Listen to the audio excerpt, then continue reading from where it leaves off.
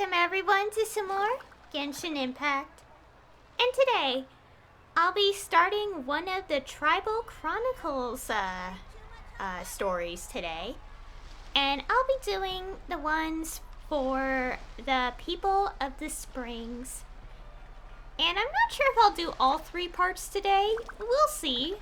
But let's take things slow, so yeah.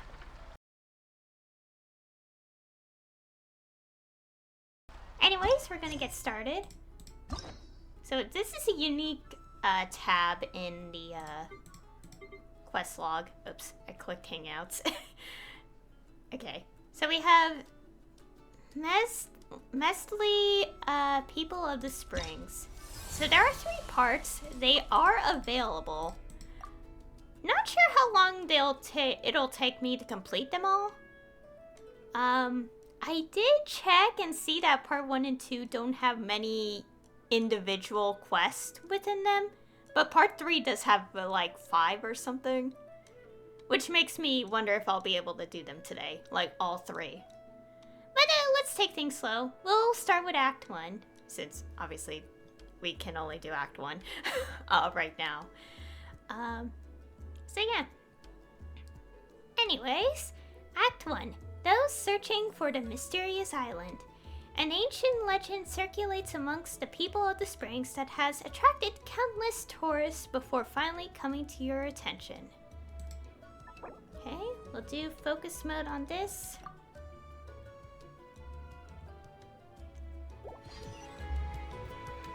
And we have to go over here. Right. Okay, this will take a bit.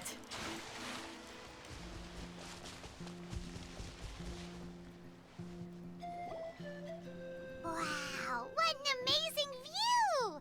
And we can even see some Kaholosaurs here and there.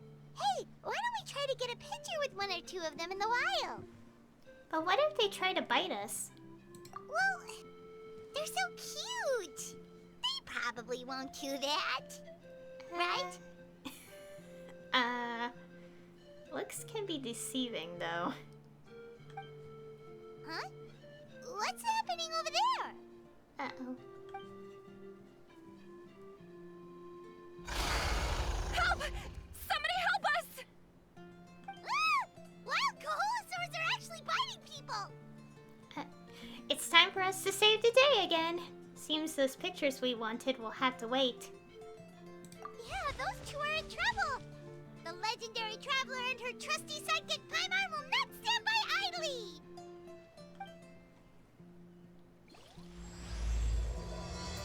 Okay. We have started Act 1. First, let me get these. Oh, I still have a chest to get there. I'm not gonna fight those things right now. We have things to do. Get back! Don't panic! Just hang in there! Finally! Someone's coming. Please help us! Don't get too close! Lightning flash! Scratch that! Clouds high. The birds call. Into the wind. Fire it up! Take this! Judging from your clothes, you must be scholars from Sumeru, right? Yes, I'm Karya, and this is my senior Varamdra. Thank you so much for saving us. That was a little too close. Don't mention it! Handling these sort of things is practically second nature to us by now. Paimon is Paimon, and this is the Traveler! Still, it seems that all the Kaholosaurs just ran off. We need to capture at least 1 alive. Capture 1 alive? Correct.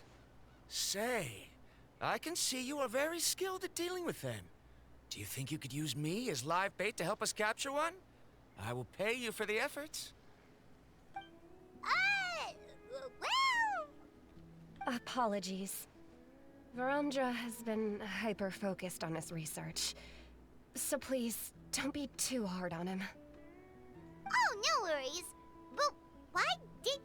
approach a whole group of wild Kaholosaurs, and what's this talk about capturing them? Don't tell me you want to get a picture with them too. Paimon's pretty sure that's not what they're trying to do. I'm sure we must look very silly. The fact of the matter is that we're searching for a mysterious island from a certain legend. It's said that a very important clue about the island can be found on Kaholosaurs, so approaching them without the help of a guide from the people of the Springs was certainly an unwise choice on our part. A mysterious island? Yes. There is a legend from the people of the Springs that mentions a mysterious island, and Vranja believes the key to his research can be found there. Are you certain you two won't consider my proposal to capture one? Some proposal? There's no way we'd be willing to use a person as live bait! Then I suppose discussing it any further will just be a waste of time. I must come up with another solution. Vranja! Oh, all right. You did rescue Karia and I just now, and I suppose I should express some gratitude. Thank you very much. A little awkward, but Paimon will take it. We should move on, Karia.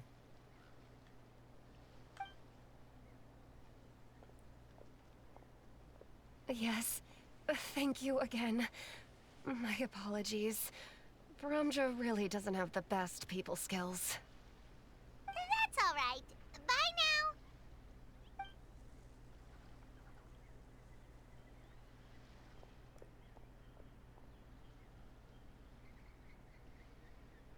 You really don't see a pair of adventurers like those two every day. But anyway, Paimon's really curious about that mysterious island that lady just mentioned. Do you want to find the island too, Paimon? Yeah, who knows? There might be treasure! After all the amazing places we've explored during our adventures, finding some mysterious island should be a walk in the park for us. But we don't have any info about this island. Oh, you're right. The lady mentioned that the mysterious island is related to a legend of the people of the Springs. So maybe we can start by asking some of them about it. Time's ticking, let's get started on our next adventure! But the real question is, who should we ask? Can't we just talk to the chief? That's an idea. If anyone, the chief of the tribe should know the details. Oh. Oh wow, that was so quick. Okay, I might be able to do all 3 parts today. That was so quick. Good thing I did check a little bit. Oh, we have a reputation reward. Because, like, it's... Okay, obviously not spoiling myself, but it's important for me to check so I know, like, how long it'll take me to stream everything. Oh, and we have... level 1. Oh yeah, here's this thing. So I did look at this, obviously, after I did Act 1 of the Archon quest. And some people actually did manage to get one of these. And interestingly enough, when, like, it appears in one of the inventory tabs, I don't know which one, but, like, there's a use button with it. And if you use it, like, it would give you a message like, it is not yet time to use this item or something. Which is really interesting. There is speculation on what this could be for. Especially since, because, like, we get it at the end of each of the reputation level, like, maxing out the reputation for each tribe. And, yeah, we don't have anything confirmed yet, but there is speculation that it could be, related to something in the future.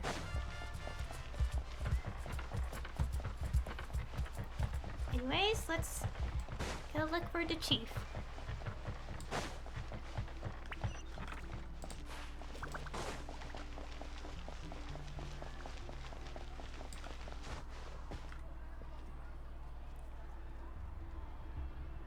Someone looking for me? Oh, why, if it isn't the traveler and her companion. So what brings you here? Do you need help with anything? We want to visit the mysterious island. The mysterious island, huh? Is there something wrong? I'm assuming you two are already aware that this island is related to a legend of my people. Yeah, but now that you mention it, we don't know anything about the actual legend yet. Then allow me to explain it to you two. It is said that the first chief of the people of the Springs was the most outstanding guide in all of Netland. He discovered many deserted domains and found countless treasures. But to prove himself once more, he embarked on yet another journey in search of a legendary, mysterious island. He endured many hardships along the way, but he persevered and managed to reach the destination. The island emits a golden light where countless treasures are buried. But instead of claiming the treasures for himself, he left behind a trail of clues that lead to the island. Since then, many people from later generations have undertaken the challenge of finding the island. After all, to find the island is to find riches and glory. Oh, that makes sense! So could you tell us how to get to that island? Oh, Paimon gets it! This is like a big secret for the people of the spring, so you can't just tell anyone, right? On the contrary, it's quite the opposite. The legend and the clues needed to find the island are all already known to the public. Oh! Well, then what's the problem? Well, I'm willing to answer your question in exchange for a favor. What do you think? Sure thing! But what do you need us to do? Then you have my thanks. Allow me to tell you some details. I'll be honest, there are some among the tribe who are of rather base character. Not long ago, I received a report that a few of them were working together to scam visitors. As the chief of the tribe, I was very ashamed to hear of this. It's really hard to believe that could happen. They are targeting tourists who wish to visit that island. According to my sources, they would trick tourists into believing they are trustworthy guides before luring the tourists into spending a fortune for the sake of reaching the island. Ew. They run a pretty sophisticated operation. They would always claim the scammed money is some kind of legal travel expenditure, so it's hard to use that to directly convict them. So, I was hoping to find someone who could approach them and pretend to get scammed.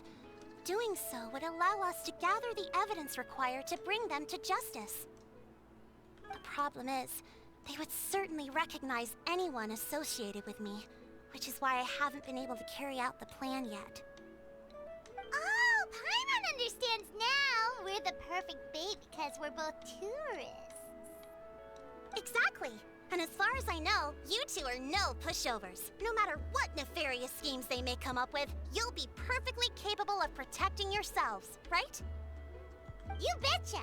If it's just a few scammers we're talking about, she'll take them all down! Wonderful! Then here, please take this. Whoa, that's a lot of Mora! Did we already earn a bonus? There will be plenty of rewards if you manage to catch those scoundrels. This Mora, however, is for other purposes. I'm sure some spending will be required on your part before they lower their guard. I certainly wouldn't expect you to pay out of your own pockets. So please use the Mora as needed, and collect as much evidence as possible. No wonder you're the chief. Seems like you've already thought of everything. Okay, we'll take it from here. I've marked the location of the scammers on your map. I'll leave the rest to you two. Alright, Act 2. The Legend of the Mysterious Island. Alright. Okay, got to the location to lure the scammer out. Okay, just down this way.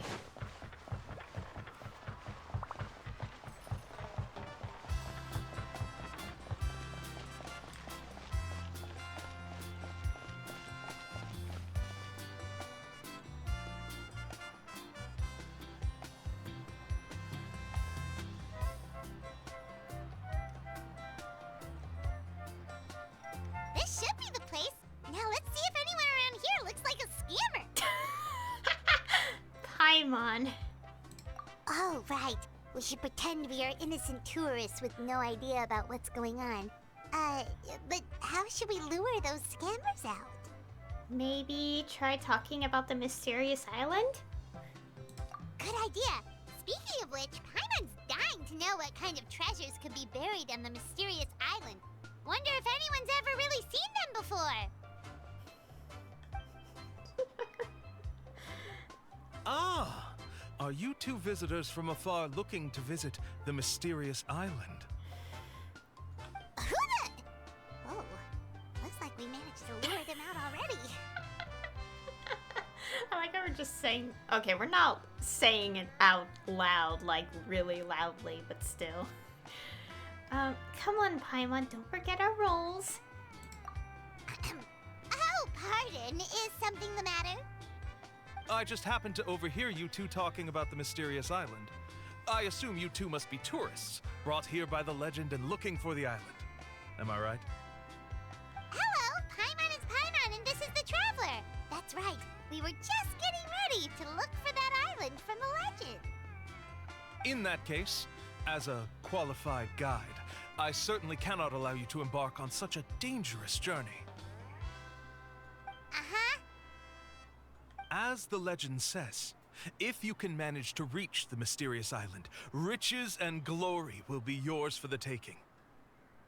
Be that as it may, the journey to the island is full of untold perils and dangers. It would be nigh impossible for any average person to reach the island. But you are in luck. Allow me to tell you the purpose of our services. It just so happens that our mission as guides is to help visitors avoid danger, find shortcuts, and successfully reach their destination. So this was all a pitch for your services? Please, there's no need to worry. This was just one point I had to make perfectly clear. Although the legend and the clues to finding the island are known to everyone, the leads left behind by our ancestors are as enigmatic as riddles found on a lost treasure map. Only guides bestowed with the legacy of our ancestors can correctly decipher the clues. Tourists who rashly embark on their own often wind up lost and encounter unnecessary dangers. Huh. He actually sounds pretty convincing. But it seems like fate has brought us together. So, what say you to having me as your guide? So how much will you charge us? Not to worry. I don't intend to charge any fees. So you'd be working for free? For us, people of the Springs, guiding guests to the mysterious island is a great honor in and of itself, worth more than any amount of mora. Smooth. Paimon almost wants to believe him. This is all still a part of his sales pitch. We need to see what he actually wants to do. Alright, thank you. Then please, guide us onward. Of course! Please, follow me.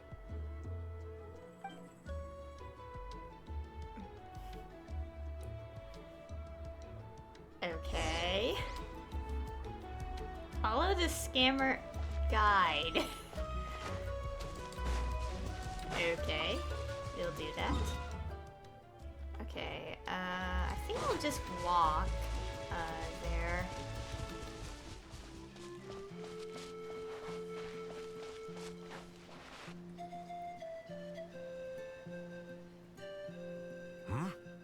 Are you two here to take pictures with the Koholosaurs? Really? Can we? Ahem. Huh? Oh, you two must be here to seek insight from Atta, right? Atta? Insight? Shh, not so loud. Openly saying their name in such a manner will only cause them to loathe you. I apologize for not explaining earlier. As you can see, Atta is the elder Koholosaur. My senior here is responsible to serve. Atta is highly respected among the tribe and is far more knowledgeable than other Koholosaurs. They say that Atta has actually visited the mysterious island before. Therefore, we must rely on Atta's insight to know how to get there. Really? But how do we do that? Can a Kaholosaurus elder talk? You need only slowly approach Atta.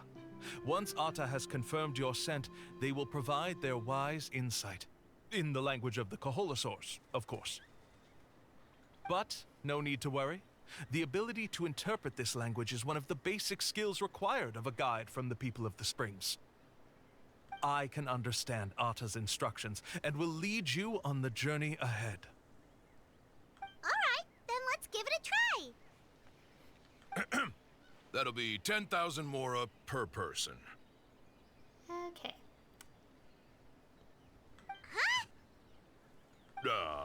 In order for Atta to give us insight, they must recall their past, which can be extremely taxing for a Kaholosaur. Costs to maintain their health can be quite high, you know. Right. I'm sorry. Such expenses may arise in the process of finding our way, but as long as we reach the mysterious island, these costs will be quite trivial in the end. There you have it. Paimon knew there was no such thing as a free lunch. Just pay up. Let's not make him suspicious. It should also help us gather evidence. Oh, Paimon has an idea. She bets they've just made up all that stuff about the talking Kaholosaur. But if we can get a receipt, that'll be proof that they're scamming tourists. With that kind of evidence, there'll be no doubt they're guilty. What's taking them so long? Well, what do you say? I'll even throw in a group photo of you two with Atta. You won't ever find another deal like this. Oh, that's an unexpected bonus. Quick, let's pay the man. Whatever makes you happy, Paimon. Okay. Try to get closer to Atta and take a photo together. Oops, I accidentally pressed B. Remember, approach them slowly. You don't want to scare Atta. Don't worry. I will help interpret Atta's insights. Okay.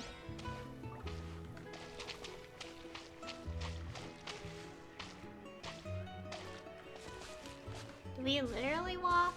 Or no? Whoa, Atta really didn't try to bite us at all. You can also pose now if you'd like a photo together. Okay.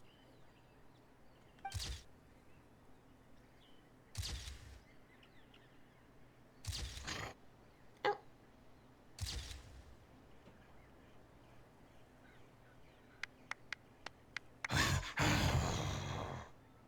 Atta makes a noise, but it's hard to tell the meaning.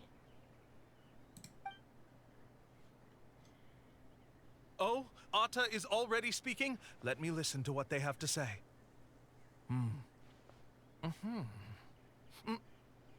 Oh, I see.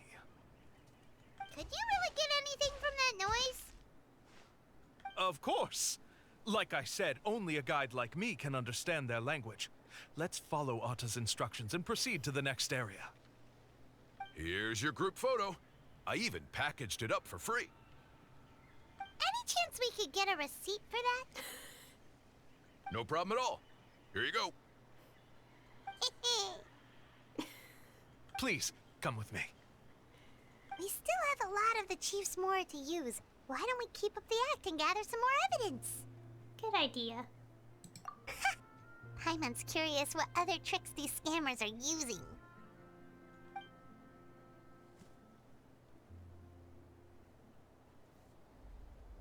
These guys are going way too far. He keeps coming up with some far-fetched reasons to make us pay for everything. With all the evidence we have now, we could bring him straight to the chief and he'd definitely be convicted. But after handing over all that Mora, Paimon kinda wants to see if he'll actually take us to the island or not. Well, it wouldn't hurt to gather some more evidence. Sorry to keep you waiting. After all the clues we've gathered, I've managed to find a shortcut to the island. Oh, all right. Then let's get going.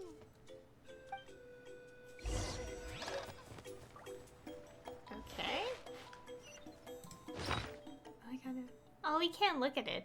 We have like the silhouette. That's cute. What is the other thing? Oh, expedition equipment. Okay.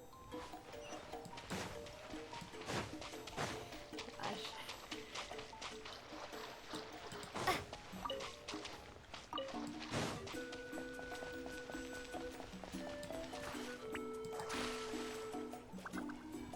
This is the spot. The trails of sunlight will guide the way. Once you cross the rushing water, the light of the setting sun shall reveal everything. Atta's insights have already pointed us to the destination. It's just on the opposite bank.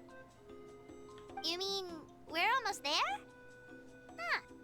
But there wasn't even anything exciting about this journey. As I said before, this is a shortcut. If I took you on some arduous path after all the mora you spent, that wouldn't make me look like a good guide, don't you think? Anyway, there's no time to lose. We need to get there before sunset. Isn't it kind of sunset right now? Okay. Right.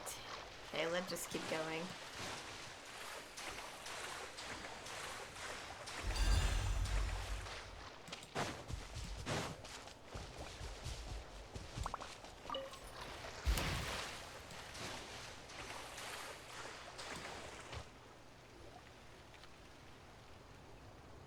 According to Atta's insights, this is the place.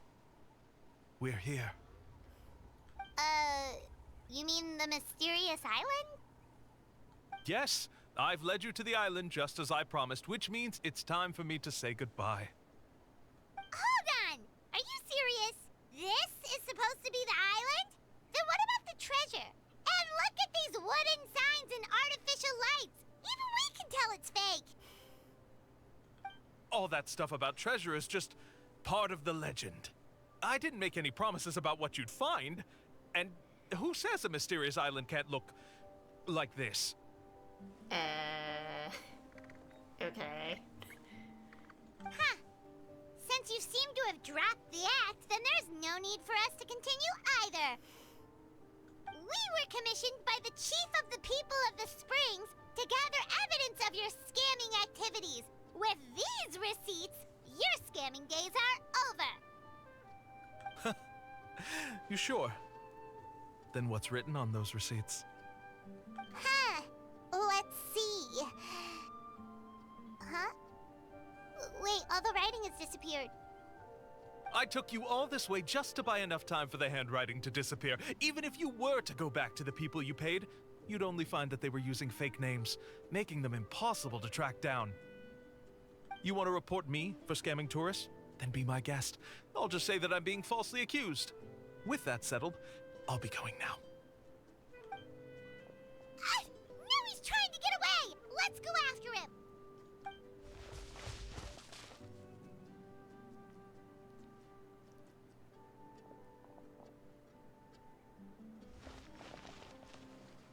It's the chief! What's the chief doing here? I had dispatched others to secretly trail you. Thanks to you, we can finally convict him of scamming people. Convict me? How? They don't have any evidence against me. Even as the chief, you can't just level accusations without any evidence, right? Sorry to say it, but he got us. We lost all the evidence we had. Not to worry. Let's search him first. Hey, what are you doing? Keep your hands off me! That's my Mora!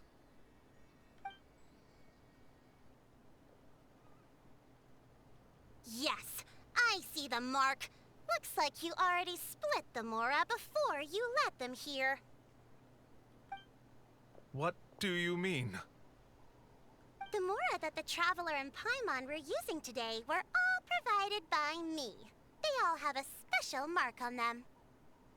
You...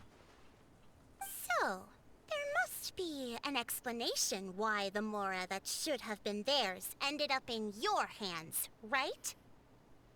There are no receipts to prove that any transactions took place, and you yourself just denied that there was a scam. So did you then take the Mora from them by force? Take Mora from others by force? Oh, that's an even more serious crime than scamming! You... Ugh. All right. Sure, I admit that I coaxed them into spending a few times, but I wouldn't go as far as calling it scamming. We have witnesses standing right here, you know. Fine. Yes, it was all a scam. Woohoo! No wonder you're the chief of the tribe! I still don't understand how so many people have been getting duped by them. You need only stop and think for a moment to see through the whole thing. If he claims to be able to find a shortcut to the mysterious island, then why hasn't he just gone there and claimed the treasure for himself? Why even bother guiding others there? That's a good point. Speaking of, have any guides from the people of the Springs ever found the treasure of the mysterious island? I can answer this question along with your previous one about how to get there. The answer is actually very simple. There is no shortcut to the island, and most people don't even meet the requirement to ever reach it. If you don't meet this single condition, then even guides from the people of the Springs, despite all of their abilities, will find it difficult to overcome the obstacles along the way. Which is exactly why, even though the clues to the mysterious island are open to the public, few have ever made it there. There's a requirement? What is it? Let me ask you something first. What do you think a real journey to the mysterious island should be like? It should probably involve overcoming a lot of hardships with your companions before witnessing some breathtaking sights, uncovering a really touching story, oh, and scoring some super cool treasure at the end. And therein lies the key point. Overcoming hardships with your companions. It's said that when the first chief set out to search for the island, the ones who accompanied him were not clients nor tourists, but his closest friends. The legend also mentioned that only those willing to entrust their lives to one another will be able to reach the island together. Therefore, the requirement to reach the island is journeying with your closest friends, the kind of friends you would trust with your life. So that's the key. From what I can see, you and Paimon are exactly those kinds of friends, the kind that would trust each other with anything. But unfortunately, neither of you are experienced guides, and if you were to hire someone else, then I'm afraid you could probably never place your lives in the hands of someone you met on a pure monetary basis. That's true. But don't feel discouraged. I believe that this beautiful land that I call my home will not disappoint you. Whether it's remote islands or ancient ruins, I'm sure they can also provide you with plenty of exciting adventures. And let me tell you a secret. The elders once told me that beneath these very ruins lies a way to reach the sky! Yeah, thanks for that. But knowing us, we don't give up so easily even when a place is supposedly impossible to visit. Oh, I can understand. I won't stop you if you're still interested in finding the island. I just recommend finding a guide first who you could trust with your lives. A guide we could trust with our lives? Oh, who knows when we'll meet someone like that around here? Maybe it won't take as long as you think. Oh, we could go find Mualani! It appears you've already made up your minds. Then I'll be taking my leave. My assistants will pay you for all your help. Thanks again. Okay, bye-bye! Okay.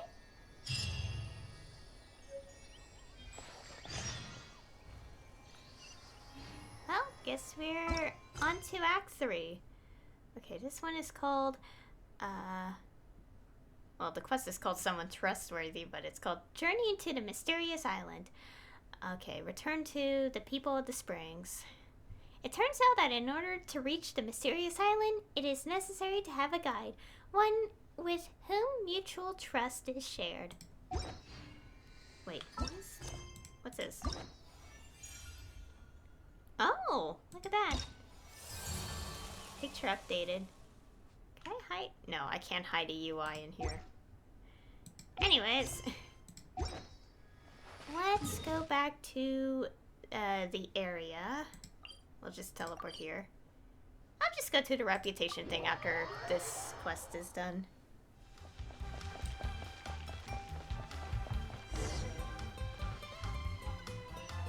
Oh.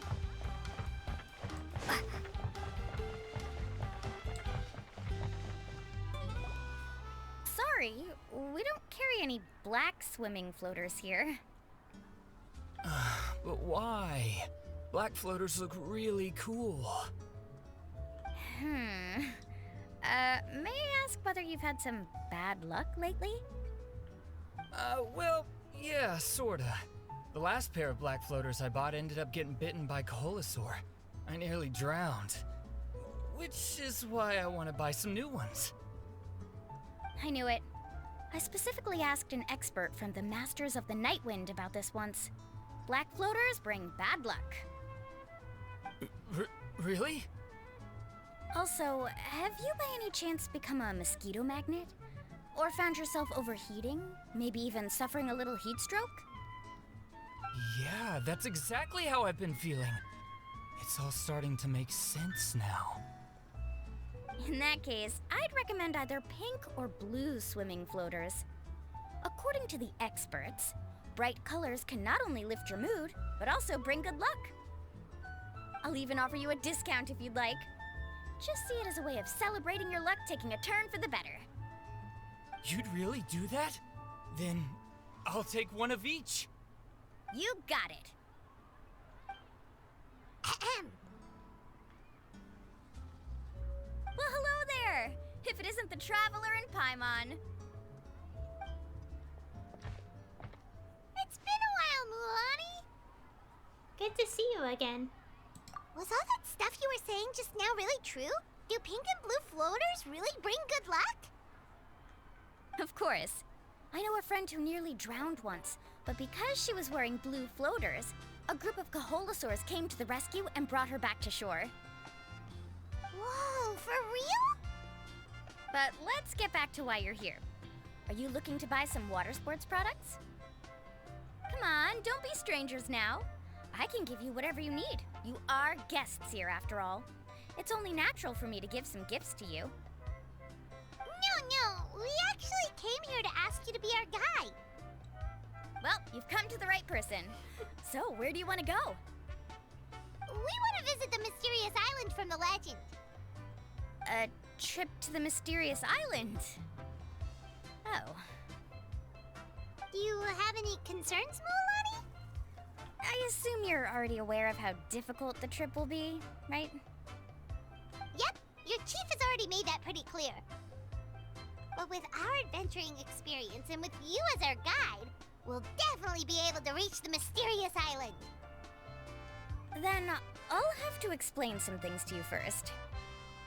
I learned all my skills as a guide from Uncle New, and he's the best guide in the whole tribe. But apparently, even he has never successfully reached the island. With a good guide to lead the way, a journey should usually be fun and pleasant. However, going to the mysterious island is different, and I don't know if I can guarantee that. But since it's you two asking, I definitely won't refuse. It's just my duty as a guide to explain these things before I officially agree to go on the journey. Paimon thought this would be a piece of cake for you, but it seems like we're actually asking a lot. Paimon will feel really guilty to make a friend go through a bunch of trouble just for the sake of finding some treasure. Yeah, that's not ideal. Mualani? Whoa, what's the hurry? Come on, what are you waiting for? Kolo just got back to the tribe. I heard he found another underground ruin full of treasure. Oh, Kolo's back. Wait for me. Who's Kolo? Oh, he's currently ranked as the #1 guide in the People of the Springs. Besides the tribe's first chief, he's the only other guide who's ever made it to the mysterious island. Really? He's always out and about, so we don't get to see him often. Sounds like this is quite an occasion, though. Let's go check it out. Let me put up the closed sign first. Okay, come with me. And we start Act 3. Okay. So this way. Follow Mualani to the square.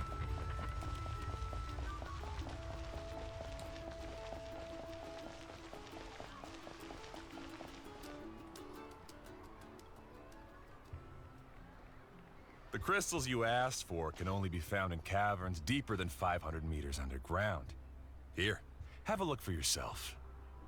As for the people you asked me to take along, they almost all got lost in a cave. Out of my sense of duty as a guide, I brought them all back. Next time, just save the trouble and let me go alone. Indeed. Well done. No wonder he's the best. I wouldn't dare to go more than 200 meters down into a cavern like that. I wonder how much he made this time. Whoa, he really does sound like a super amazing guide. Do you think you could get some pointers from him, Mualani?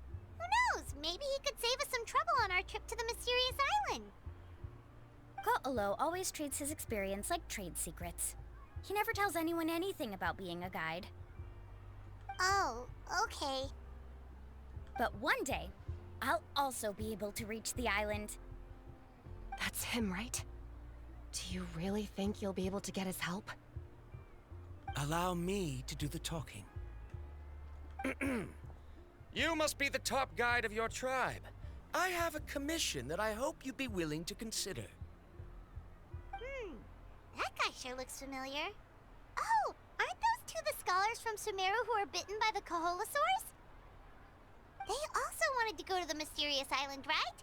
Seems they finally realized that they need a guide. A commission? Since you've obviously heard about my abilities, have you also happened to hear about my rates? If you're not intimidated by the price, then we can talk. Yes, I've looked into everything I need to know. As long as the trip is a success, then the commission fees won't be a problem. Oh? And where is it you want to go? The mysterious island. Just as Paimon thought.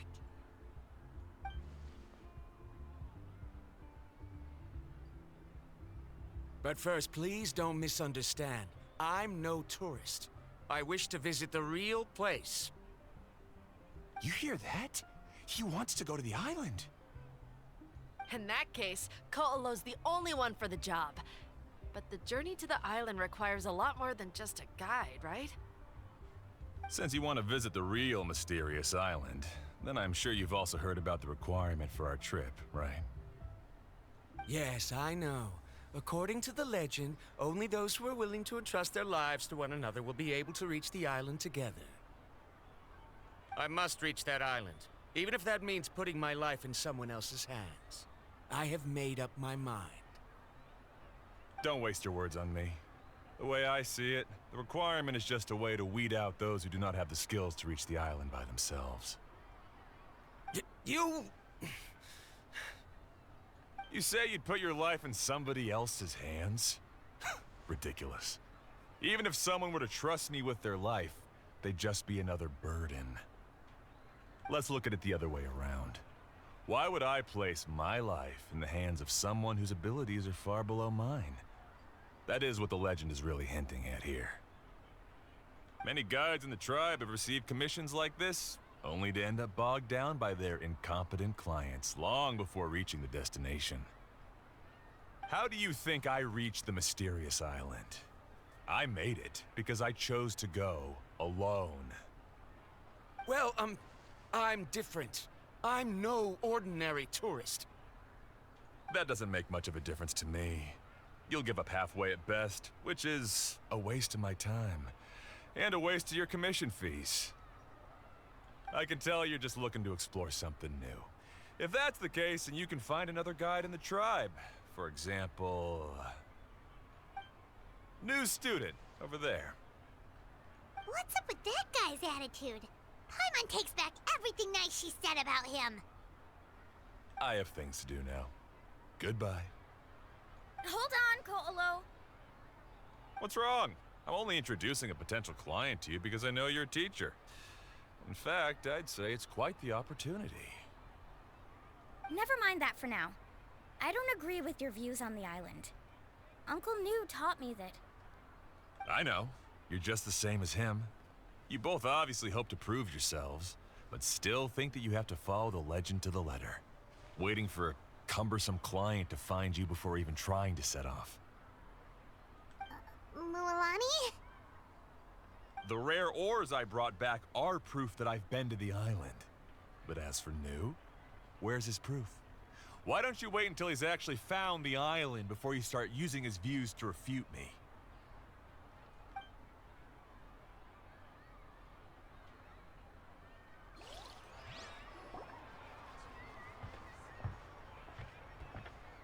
I'm really sorry. I just wanted to take you to see what the excitement was all about. I wasn't planning on getting into an argument with him again. That Ko'olo seemed to harbor some kind of grudge against you, Mualani. Or maybe your teacher. I know.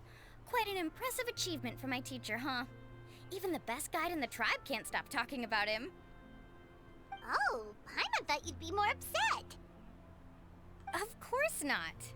Uncle New has also argued with Ko'olo before. I've already heard the same words several times now. But it's hard to prove anything to him unless you've actually been to the island. You also really hope to reach the island, right, Mualani? That's right. It's just that I've always seen the journey as something super important and not to be taken lightly. I was really surprised when you asked me to be your guide today. After telling you about all the dangers with such a serious face, I didn't make you think that you're causing me trouble, did I? Actually, Paimon did think about taking our invite back. No, please don't do that. Actually, that is also a part of what Uncle New taught me as a guide. The difficulty of the trip is the very first thing that needs to be clearly laid out to the group. If you want a chance of reaching the destination together, you must first reach a consensus on the amount of effort that will be required. I always felt that my teacher is no less skilled than Ko'olo.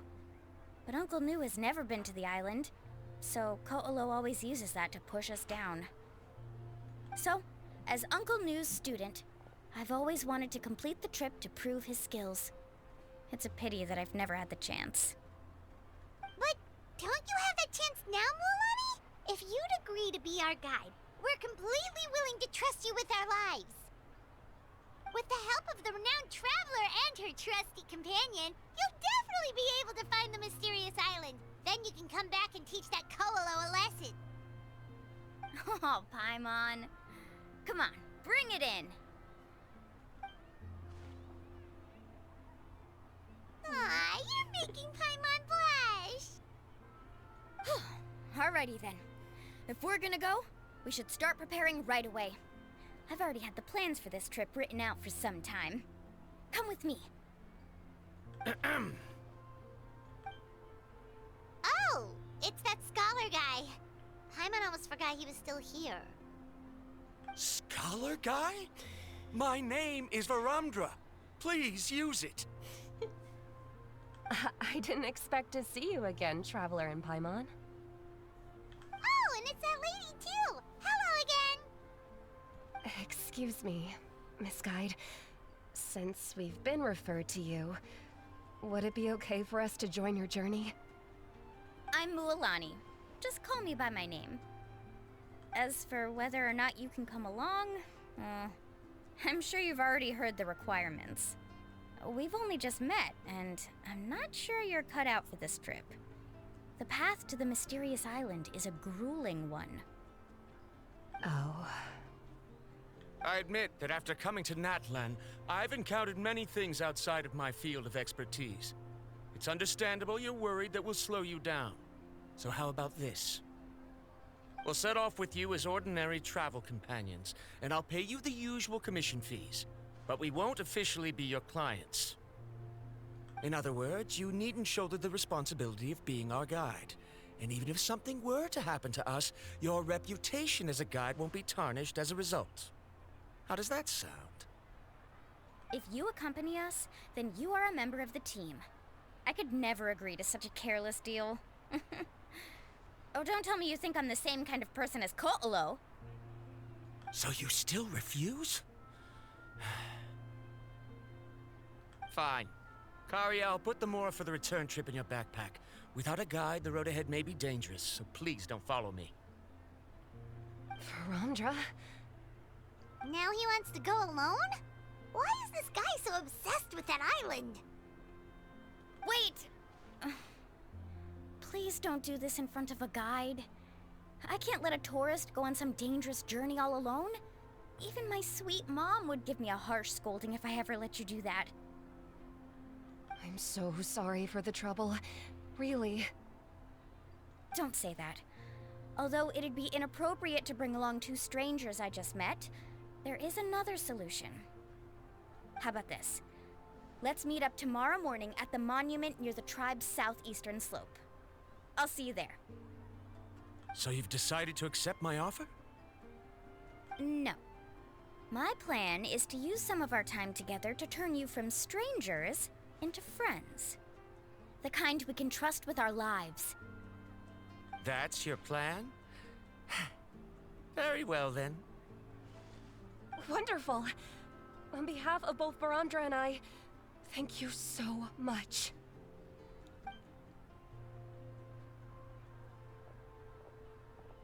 Pretty sure only Mualani could come up with a plan like that. Yep, that's Mualani for you. We need to get started on our preparations. Come with me.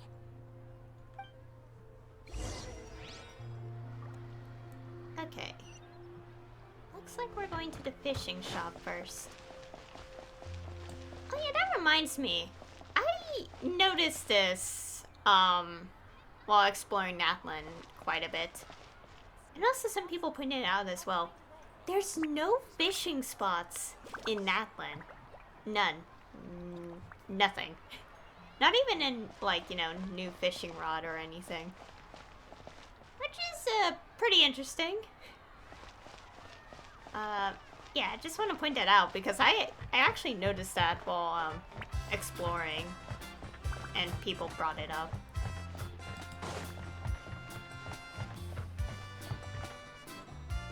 Hey, Alafa! I've got some business for you. We've been over this before. The name's Yellowfath. I know. It's just that Lafa sounds so much cuter. Well, since you're the customer here, I guess whatever floats your boat.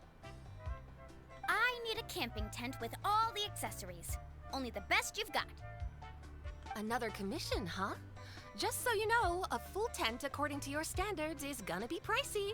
Is your client covering the bill? How much are we talking? Don't worry about the costs. I'll take care of it. Oh, but that's not right. We're the clients after all. Ahem. Let's make this clear, Traveler and Paimon. We're not working together like this is a hired commission, are we? Oh, no. We're traveling as close friends who trust each other with anything. That's what I thought. Honestly, I can be a little picky when it comes to camping equipment, and I don't want my friends to be paying for me. But don't worry, it's not that expensive. We're ready, Lafa. Your total is 200,000 Mora. Isn't that still a lot for you, Mualani? Just imagine us in the wilderness, okay? We can either sleep out in the open, tired and weary, or simply spend a week's worth of pocket money and completely solve that problem. I'd say that's a great deal. You call that a week's worth of pocket money? Are you rich, Mualani? That's not important. We still need to buy some equipment from another store. Come with me. Okay. I feel like any dialogue that involves discussion of Mora is just so weird to me because... Oh, what's this? Anyways, I feel like any discussion of Mora just feels weird to me because, you know, I have like over 100 million Mora in my inventory. It feels so awkward Travel because I'm information like, here. I Inquiries have locked. so much, I can literally just spend it. But the choice of how gameplay and story don't intertwine in like the tiny little things. Anyways.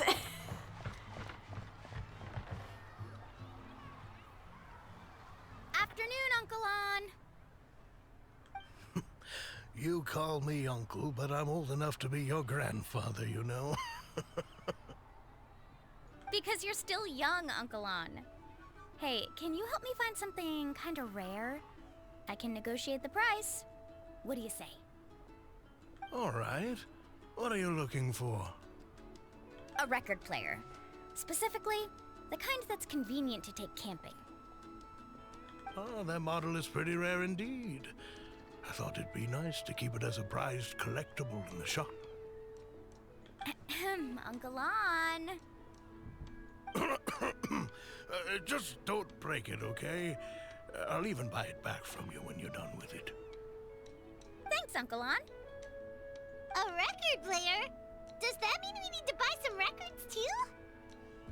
Yep, and that's our next stop.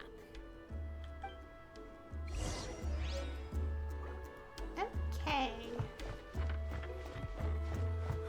I can stay a little. Oh, immediately next door. Hey, Paka Paka. Mualani? Have you finally decided to release a record of your own? You'd be the first I'd sign with if I ever did, but not today. I just want to buy a record. The one you've been keeping from customers and listening to in secret. Uh-huh. That's a pretty rare record, you know? Besides, I haven't even finished listening to that one yet. Maybe I can think of a way to connect you with a friend from the Masters of the Night Wind to release a record. Whoa, then we could produce some really wild tunes. You've got a deal. Nice. That's the record also accounted for. What do we need it for anyway? Well, I asked a friend from the Masters of the Night Wind for some advice once, and apparently, playing this song at night is an effective way to keep travelers safe and sound. Is that really a thing? Well, if it doesn't cost much, that's a nice way to make the trip a little more pleasant. You know how it goes, Mualani. 20,000 Mora for this record. That's the best I can do. Deal. Looks like Mualani really is rich. That should be about everything we need to buy. Next is... Ooh, I'm getting kind of nervous. What's wrong, Mualani? Next, I need to find my teacher and get the map to the island. Besides the legend left by the first chief, there's also a map. Well, not just a regular map, it's more like a treasure map. It's full of strange symbols, almost like it's a part of a big puzzle. Guides must draw from their experience to decipher the map's meaning and understand the route. The chief made several copies of the map and distributed them to the first members of the tribe. The copies were to be passed down to future generations, so usually a teacher will pass their copy to their student. Which brings us to today. The day I officially asked Uncle Nu for his copy of the map. Whoa. Hearing that is also making Paimon feel a little nervous. Sounds like it must be a pretty serious moment. Yes, but the thought of having you two by my side somehow makes me feel a lot better. We won't let Uncle New down, right? That's right! Let's go and find him together!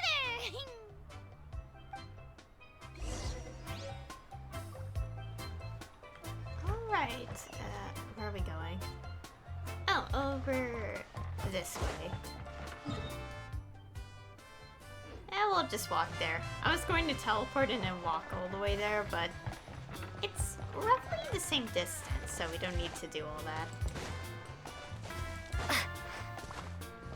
So what is this thing? Oh, I got this. Okay. I was like wondering, what is that notification?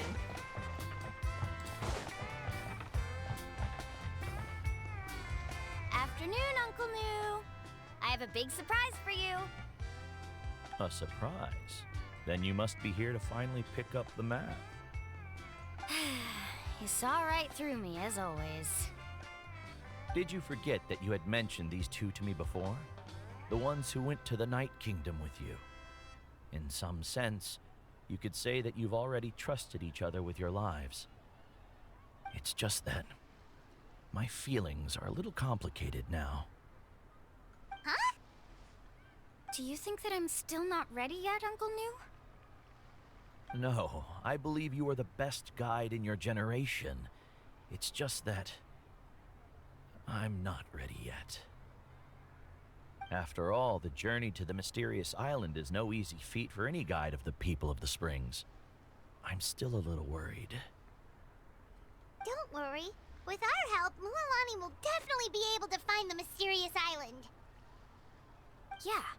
This time I'll definitely be able to prove that Ko'olo is no better than Uncle New.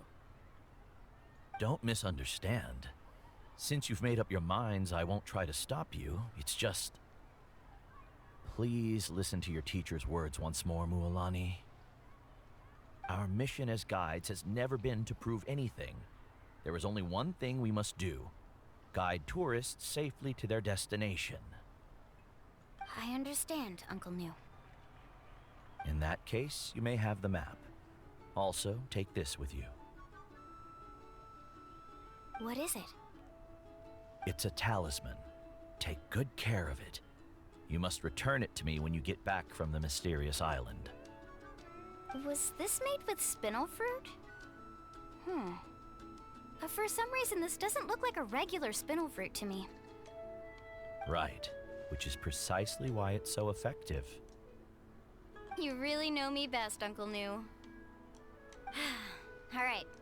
Traveler and Paimon, tomorrow we'll set off. Make sure you get some good rest tonight. Yay! Paimon can't wait for another adventure!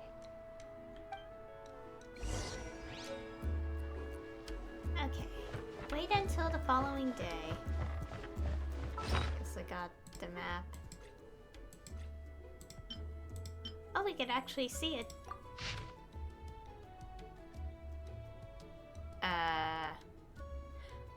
Oh, okay. It took a second to understand how this is supposed to be read.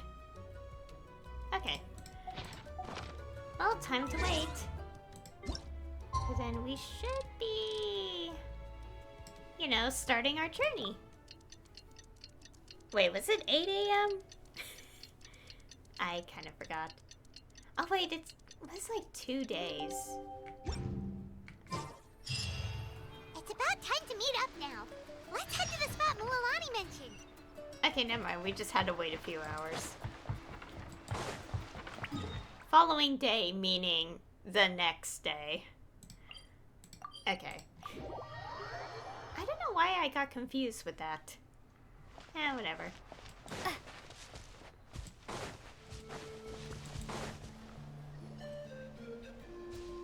Traveler, Paimon, over here! You're here, Mualani! Oh, and those strange scholars are here too. We just don't call them by their names. Good morning, you two. Morning! So when are we leaving?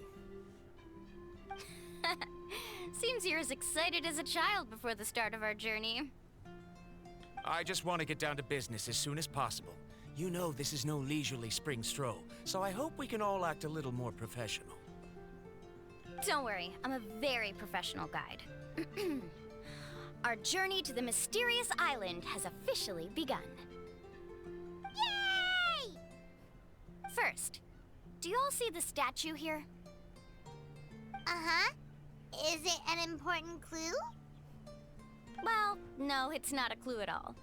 He was the first chief of the people of the Springs who came back from the mysterious island and set up this place. It's a monument. The first thing we need to do before we set off is to touch the statue and pray to our ancestors. This will make our journey to the mysterious island smoother.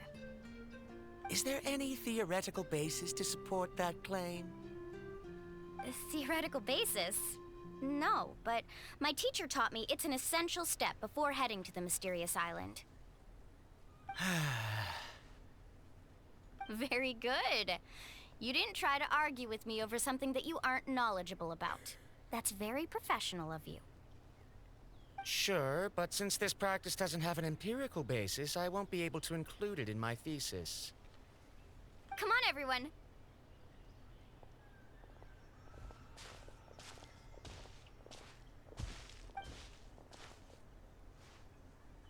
Greetings to my ancestors.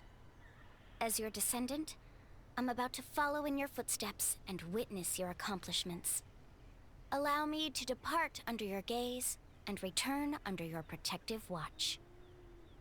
It really feels like we're about to embark on a great adventure! Now, please get ready.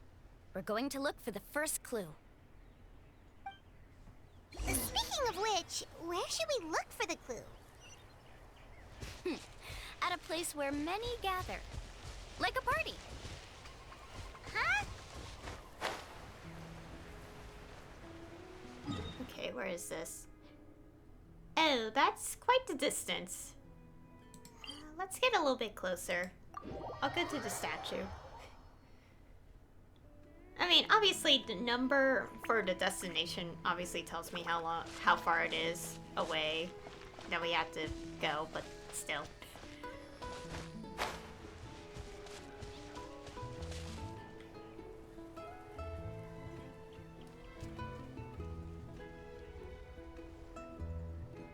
Wow, there are a lot of Kaholasaurs here! As expected, the first clue is related to the Kaholasaurs. When people from outside the tribe get a copy of the map, most can deduce that the first clue is related to the Kaholasaurs. But they often end up looking in the wrong direction. When the first chief created the map, he left a special mark for this part. It's a code that the tribe uses to indicate a herd of them. So it'll be impossible to gain any leads from just finding one or two stray Kaholasaurs. You're a real pro at this, Mualani! But according to the information I've been able to find, Kaholasaurs don't like gathering as herds unless it's to compete for the hot springs. So let me tell you a secret that only a guide from the people of the springs would know. It so happens that wild Kaholasaurs periodically gather in the valley up ahead.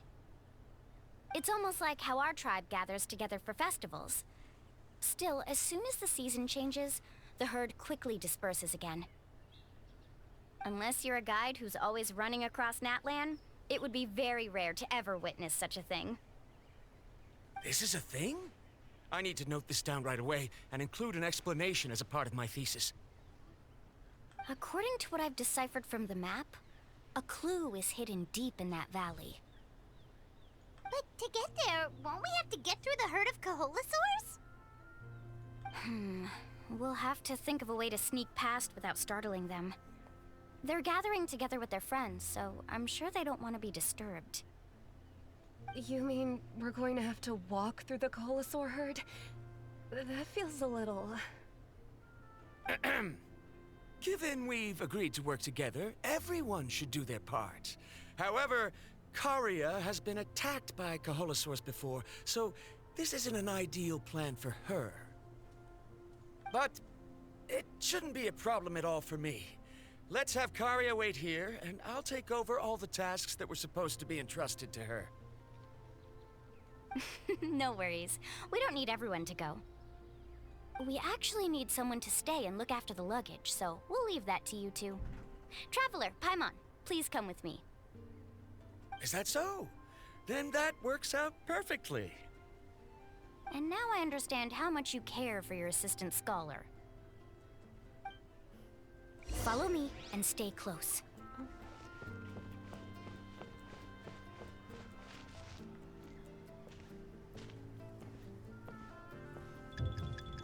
Oh no, we've been spotted.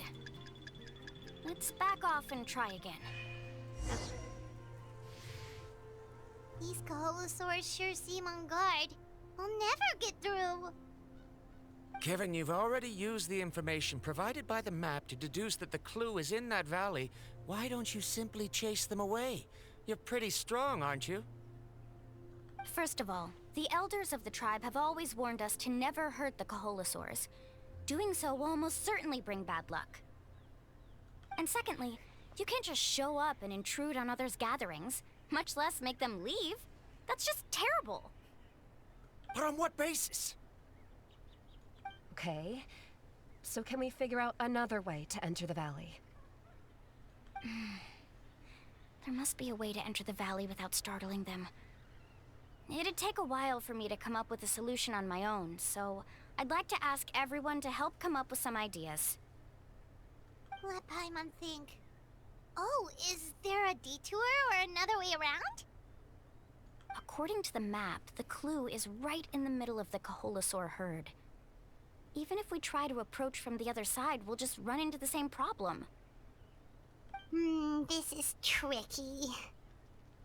Karia, I've noticed that you only talk when you're trying to help smooth things over between Varamdra and the others. I'm sure you must have some ideas of your own, so why don't you share them with us? Me?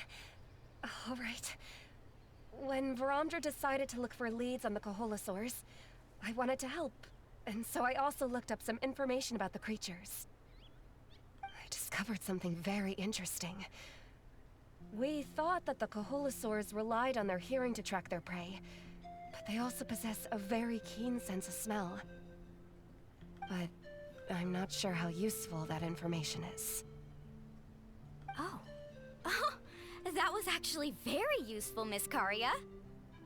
You can just call me Karia. In that case, please stay here and keep an eye on the luggage. Traveler, Paimon, come with me. I've got an idea.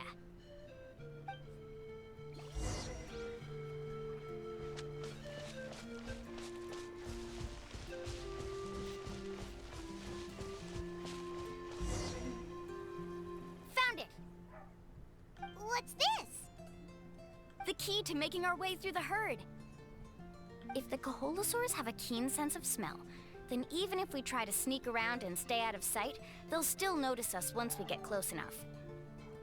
But this plant can help us solve that problem, because its fragrance is very similar to the scent of a Kaholosaur.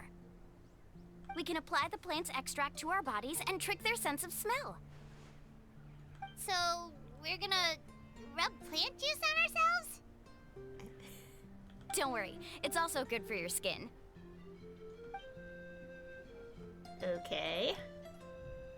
Oh, Paimon feels all wet and slimy.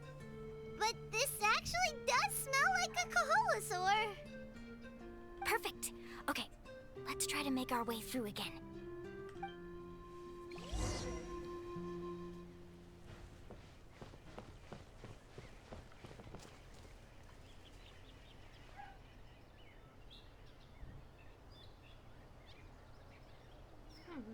Be sure to stay out of sight.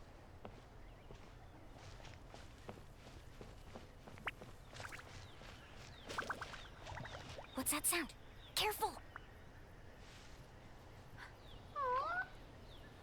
Oh, it's just a young Kaholosaur.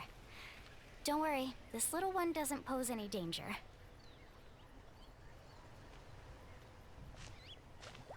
Okay.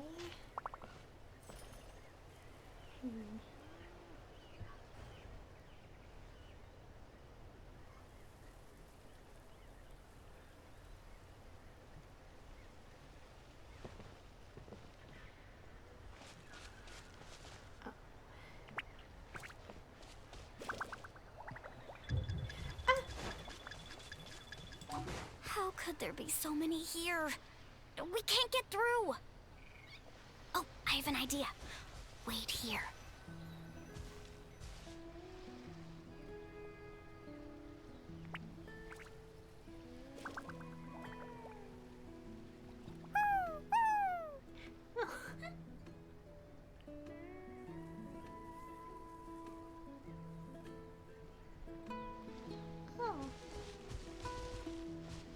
Come on!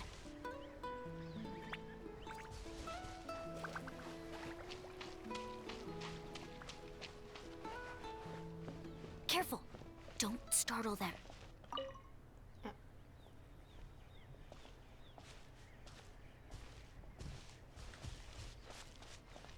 Follow me and stay close.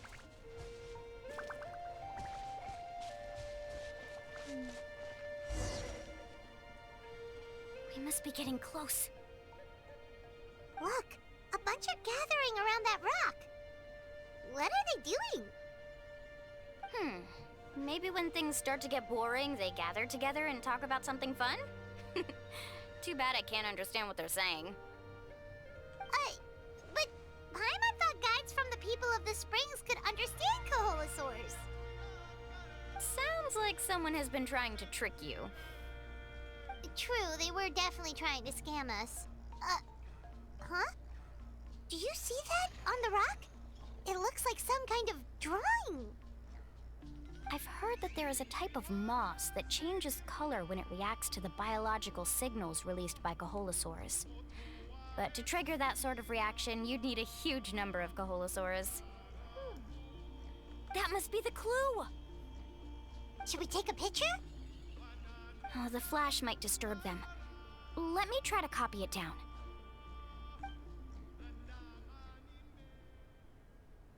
So we've passed the first stage of the journey now, right? I see. Had we chosen to drive the Kaholosaurs off, then we never would have found this lead.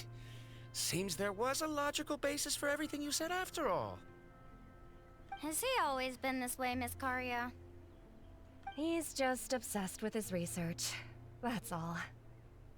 At least this has shown that my judgment is correct. I've proven my trustworthiness. And so, there should be no need for us to argue next time. Yes, I understand. And I suppose that'll help us avoid wasting time. Mualani really knows how to lead our group. She is a professional guide, after all. Next, we'll need to use the lead we found to uncover our next destination. Now, what does this pattern represent?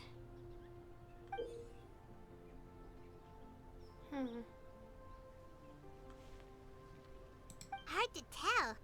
Paimon certainly doesn't have any idea what it's trying to get at. Aha! I got it. Though the lines are kinda rough, I can still see that they represent the boundaries between the water and the land at Jadeskirt Knoll. We can use this to fill in the hole on the map and find our next destination. Really? You got all that just from some rough lines? Well, intuition is also a part of it. Maybe I've just seen too many maps as a guide, and now it's easier for me to pick up on patterns like that. All right, break time is over. Let's get ready to move.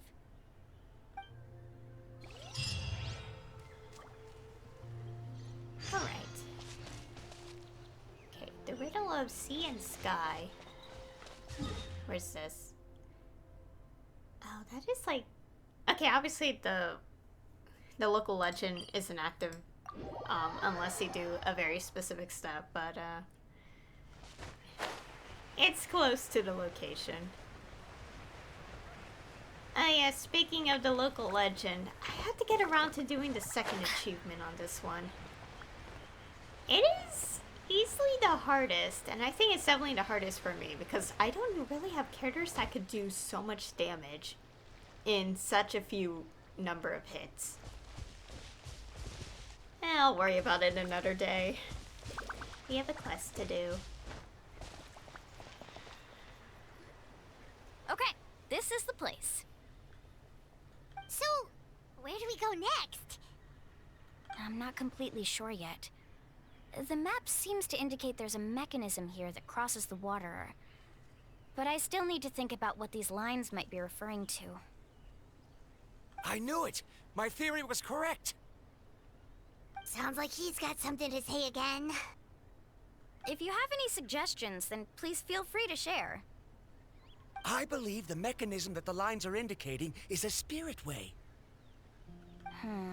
That is a possibility. But I don't remember anyone from the tribe setting up a spirit door around here. According to my theory, it might not have been set up by humans. The dragons living in that land also used a similar device, long before the humans. Speaking of which, the spirit doors your tribe uses may have been built imitating the dragon ones. Oh, I remember now. Uncle New did mention this possibility to me before. After learning about the legend, I realized that it was connected to my research, and so I looked up a lot of related information. Even though I haven't found an exact route to the mysterious island, I'm fairly certain I've deduced the geographical features of the island's surrounding areas. Firstly, it's at an intersection between water and land, and secondly, there should be a high concentration of phlogiston. My research indicates that the Spirit Way was originally a natural phenomenon caused by the flow of phlogiston. Therefore, the area must contain many potential spirit ways, and the dragons who lived here in ancient times may have left behind some devices to control them. Wow, amazing! Now it all makes sense. Now everyone's contributing to the team. You flatter me. If my theory is correct, we should already be very close to the mysterious island. Once you've unlocked the mechanism, we'll be able to derive the island's location. All right. Then let's start searching for the dragon's spirit door. That's just a quick and easy name. I won't be able to include it in my thesis. Given the dragons used the device long before the humans, we should stick with a name that references no human concepts. Calling it a phlogiston node would be much more appropriate. Then let's start searching for the phlogiston node. Speaking of which, what does it look like exactly? If I'm not mistaken... Look that way! Oh. Whoa! It started glowing! This should be it, right? Looks like we can activate it once we get close enough. The light does remind me of a spirit way. But according to the map, there should be 2 more phlogiston nodes. Let's keep searching, everyone. So that's what this could be. Not could be, is. That's what it is. Because I saw this after I fought the local legend, and I didn't observe it, but I was like, what is this? Now, how to control the phlogiston nodes. Let me reflect on the information I read. I'm so happy Varamdra was able to help the team. Okay, the other 2 are across the water. So we'll just take this and make the journey. Let's go on the cliff first.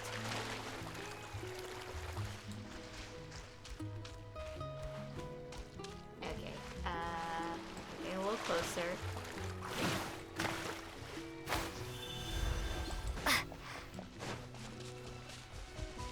Oh, there's another world quest here. I won't do that right now, obviously, since we have the this quest. I'll at least get the teleporter. Yeah, right there. Paimon sees it!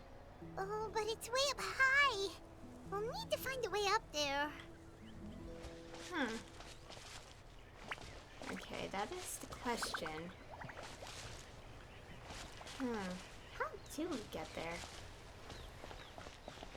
Oh, wait, what? Shiny shell?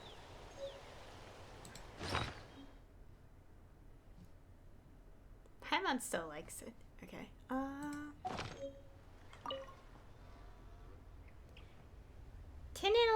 of the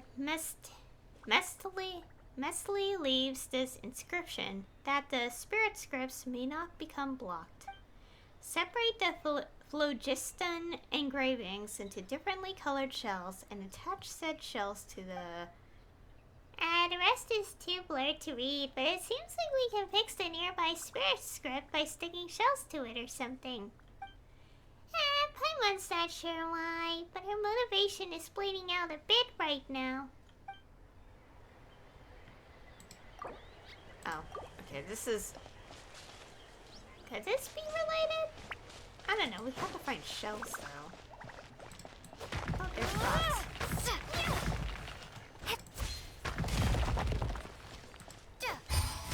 Oh. Oh!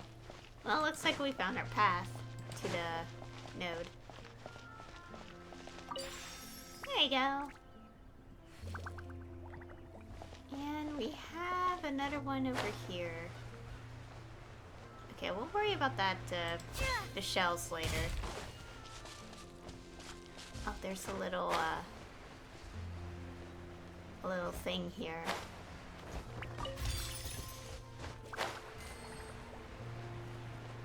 Okay, this way.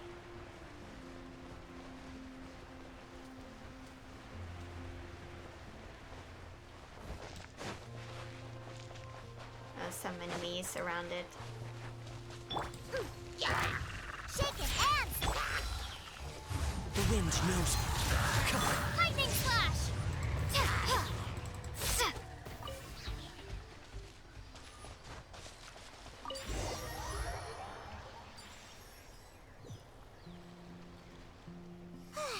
We finally found all of them.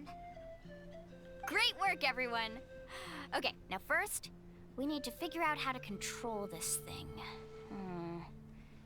Its qualities are very similar to that of a man-made device, but it doesn't seem as intuitive to me. Is there something wrong? See, look at this. After activating a normal spirit door, we could just go ahead and use it. But this one requires someone to stay and keep operating it here. Also, according to the map, we need to activate the mechanism and switch between different phlogiston nodes to change the path of the spirit way. If we don't operate the nodes properly, then the people on the spirit way will come tumbling from the sky. Isn't that super dangerous? In theory, the process should be very safe, but only if the 3 phlogiston nodes are each being operated by someone. Do you think you'd be able to operate it? I just tried, and it clearly requires more skill than a typical spirit door. Though I've never tried before, I've read a lot of information and theoretically should be able to properly control it. Let me give it a try.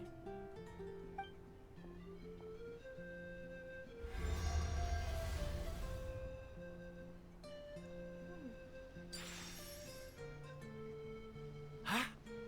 But in theory, this shouldn't happen. If Verandra can control it, then that also rules out me.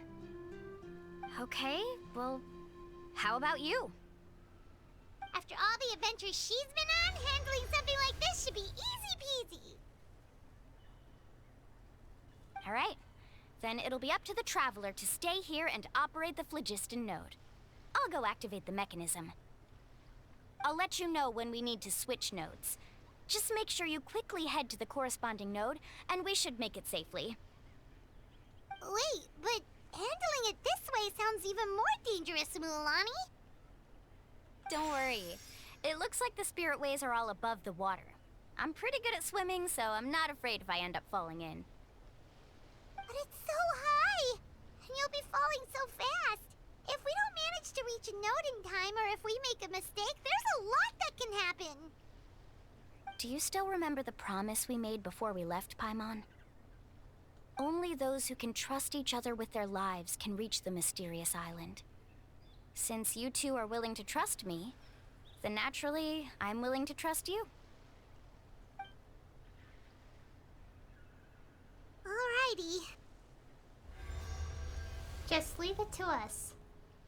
Please be careful.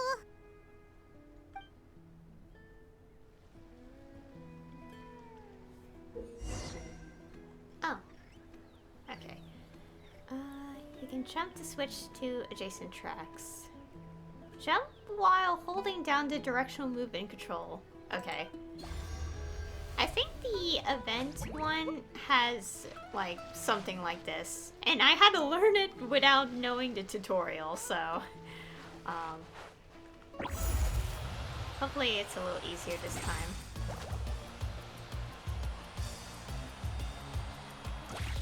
Oh gosh. Oops. Okay, time does a little better. There's a Pyroculus there. Now switch to the spirit way on the right.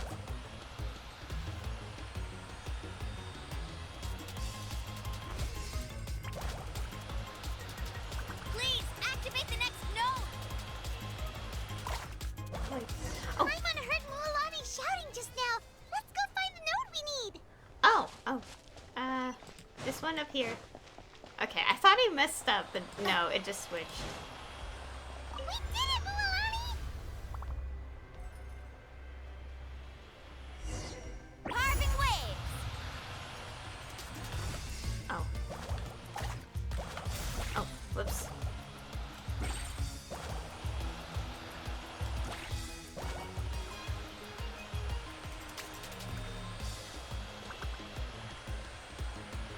The path ends up ahead. Switch to the next spirit way.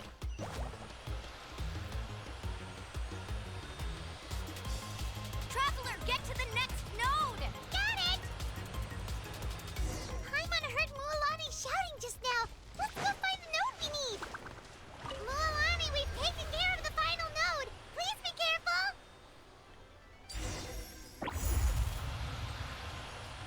Okay,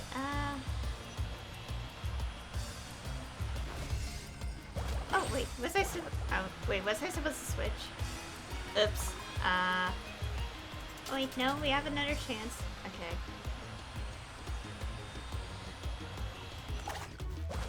There we go. Okay. I was a little nervous. I was like, did I mess up? Yeah, the first one I always mess up on.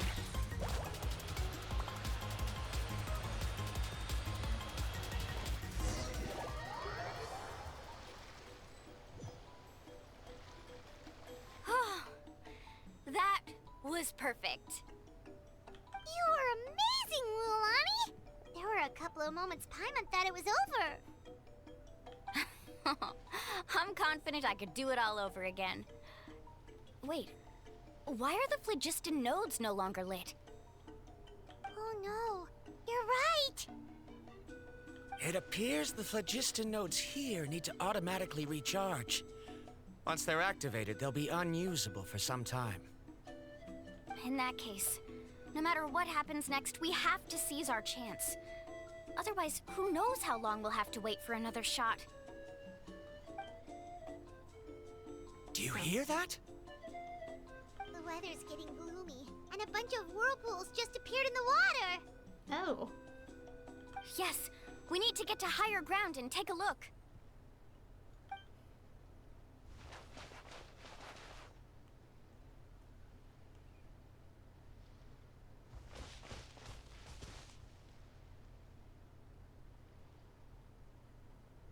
Hey, look over there! Whoa! There's a giant whirlpool over there! Yep, and that's our next stop. Huh? What do you mean?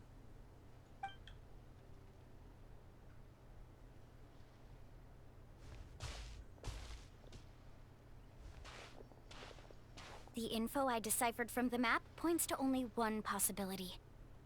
To reach the mysterious island, we must enter that massive whirlpool. No way! Forgive me for being frank, but as a guide of the people of the Springs, I'm sure you understand the danger of such a vortex even better than we do. Yes, I know. But whether it's the information deciphered from the map, or the direction of the spirit way that I observed in the air, everything points to the path ahead being hidden in that whirlpool. And what if you're wrong? Parandra. I'm not trying to be unreasonable. Unfortunately, I'm very knowledgeable in this area. The spirit waves must have affected the nearby bodies of water and lowered the water level. That's why the whirlpools appeared. At this rate, some of the land that was once underwater will soon reappear at the surface and see the light of day again. Don't you think that sounds more like the definition of a mysterious island? So, our goal should be the shallow waters. If we enter that vortex, the undercurrents will drag us to the bottomless abyss. He does seem to have a point.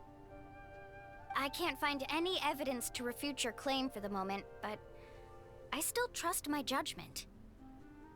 Then it seems like it's time for our collaboration to come to an end. But didn't we all agree to trust each other? I have reached this conclusion based on my field of expertise, and I cannot deny it, even if you try to convince me otherwise. From now on, let us each choose our own way. No, I refuse. You? Letting your clients separate themselves from the group in the middle of a journey will result in the worst luck possible. I will not agree to that. Then we can implement the plan I proposed at the very beginning. You're not my guide, and as such, you don't have to take responsibility for me. Oh, but you can't do that once you've traveled together as a group. If you were to leave now, we'll all be hit with bad luck. It's now beyond both our control. How about this? You and Karia wait here. We'll go first and investigate the whirlpool. I know you like to explain everything with theories and logic, so let me build my case first, and then I'll come back to convince you. Well, Traveler, Paimon, let's get going.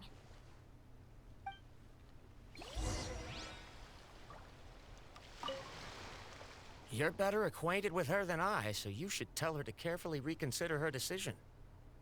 Baramdra is quite knowledgeable about Natlan's geography, so his ideas might also be worth considering. Perhaps you can give it some thought. Okay. I can at least understand in the perspective of the fact that we had to enter a whirlpool. Because, I mean, let's be honest, like, no one would just enter a whirlpool, you know?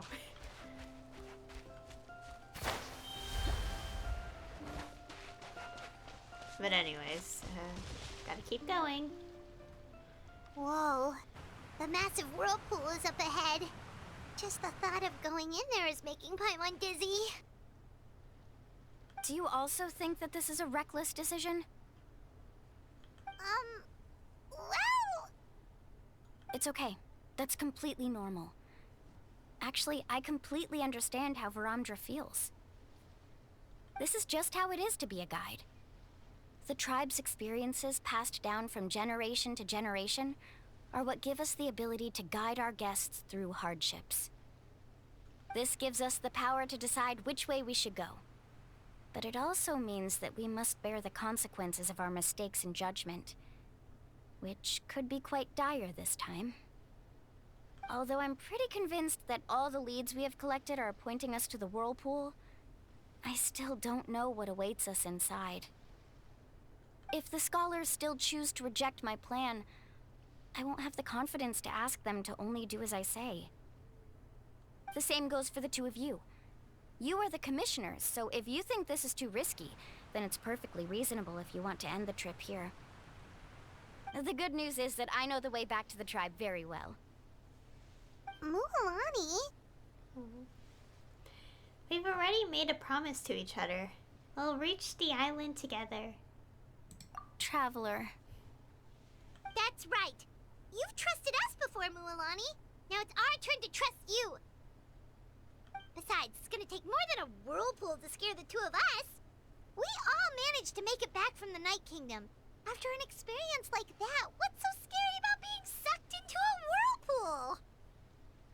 Aw, Paimon. Come on, bring it in again. All right. Let's investigate this whirlpool and see if we can gather any info to convince that scholar. Matters of luck aside, he definitely knows a lot about geography, and we'll need him on the team. I know, it's just that we can't see much from here. I'll get closer to the water and have another look.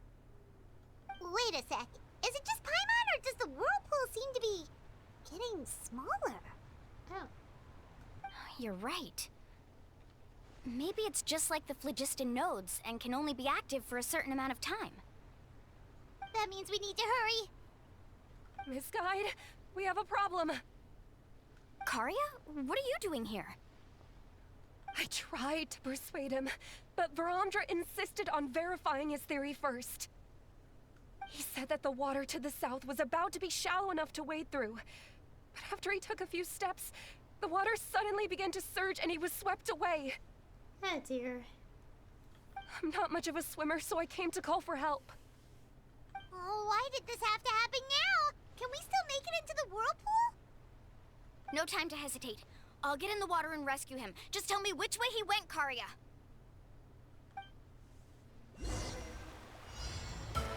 Alright. Faster! Okay.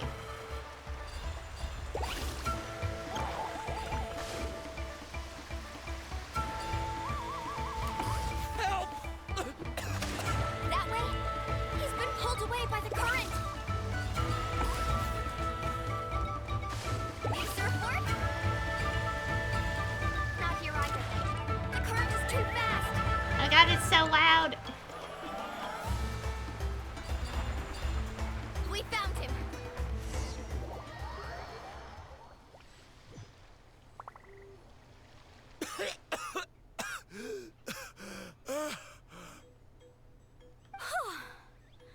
Karia came and found us just in time. Oh, there they are! Verandra, thank goodness you're all right. Thank you so much, Miss Guide. Oh, didn't I tell you to wait for me? Judging by the changes in the water's surface, the path to the mysterious island wouldn't be around for long. I didn't want to miss this opportunity. It's just... I didn't expect my calculations to be wrong. It seems you were right. Right, who knows if we can make it back in time now? Huh? Well, the whirlpools have disappeared! Seems we missed our chance. Why would you give up on such an opportunity to come rescue me? How can you say that? It's already bad enough that you had to be left behind. Do you think I'd let anyone in my group drown? I'm really sorry. Don't feel guilty, Karia. I think if I reactivate the nodes, that will cause the whirlpools to reappear. The only problem is that we still don't know exactly when we'll be able to do that. It's already getting late now, and we've been on the move for a whole day. As your guide, I suggest we make camp first and have a good meal. We can talk about the other stuff tomorrow. Now that you mention it, Paimon is feeling a little hungry. It's a miracle she hasn't mentioned food for so long. Hey, Paimon's stomach can be very sensible. It won't interrupt while everyone's busy solving puzzles. We have plenty of tasty things to eat. Let's just find a suitable spot to make camp. I like that place right over there.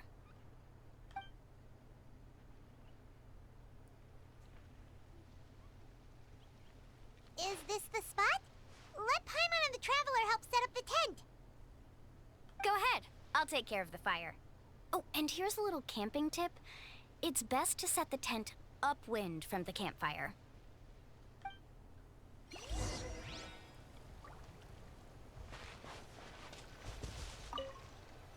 I can't believe there was an error with my theory. Is there anything I can help with? I must thank you all for saving Verandra earlier. Alright, let's set up camp.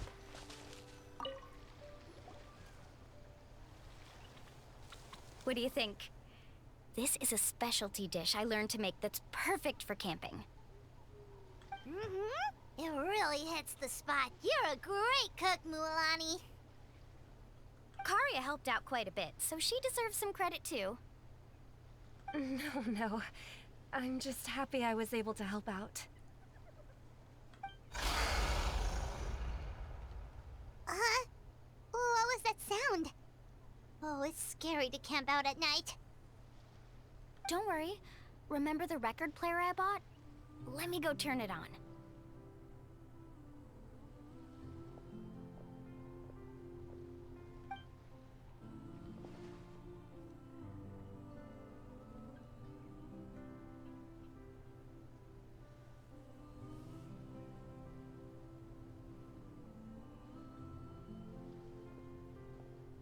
Listen.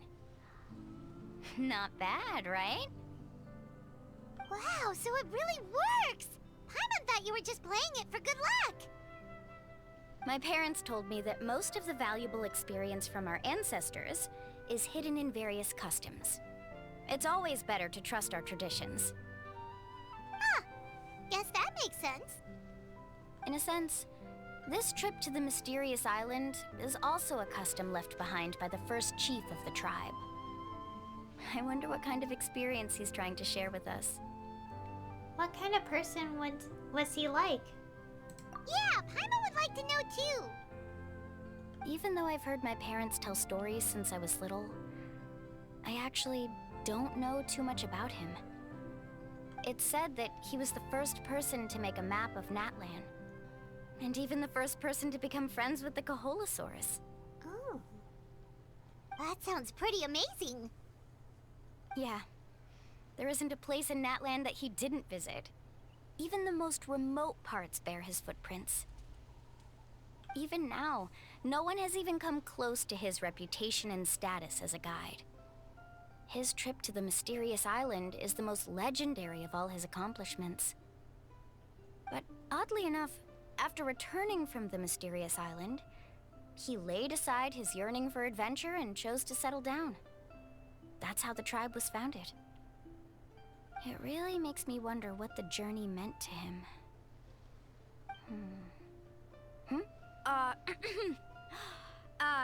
A camping trip shouldn't be this stuffy and quiet. Everyone needs to help make it more lively. How about this? Before we rest for the night, let's have a bonfire party. If we're going to go plunging into that whirlpool tomorrow, then wouldn't it be best to try to rest and conserve energy now? Now's not the time to be a party pooper. You ought to agree to ideas from the one who rescued you today. Yeah, she's right! All right. So what do the rules stipulate for a bonfire party? Rules? A bonfire doesn't have any rules. Everyone just needs to have a good time. How about this? I'll ask everyone a question, and then we'll take turns saying what's on our mind. Okay, sounds fun enough.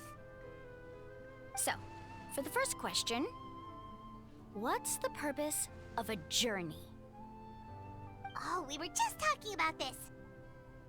Let's hear everyone's ideas, and maybe we can figure out what the first chief was thinking back when he made the trip. Paimon can go first. If you ask Paimon what the purpose of a journey is, it'd definitely be about treasure and all kinds of delicious food. And most importantly, it's about making the trip together with your companions. Yes, I can't agree more. Okay, next person. How about you, Traveler? The purpose of a journey.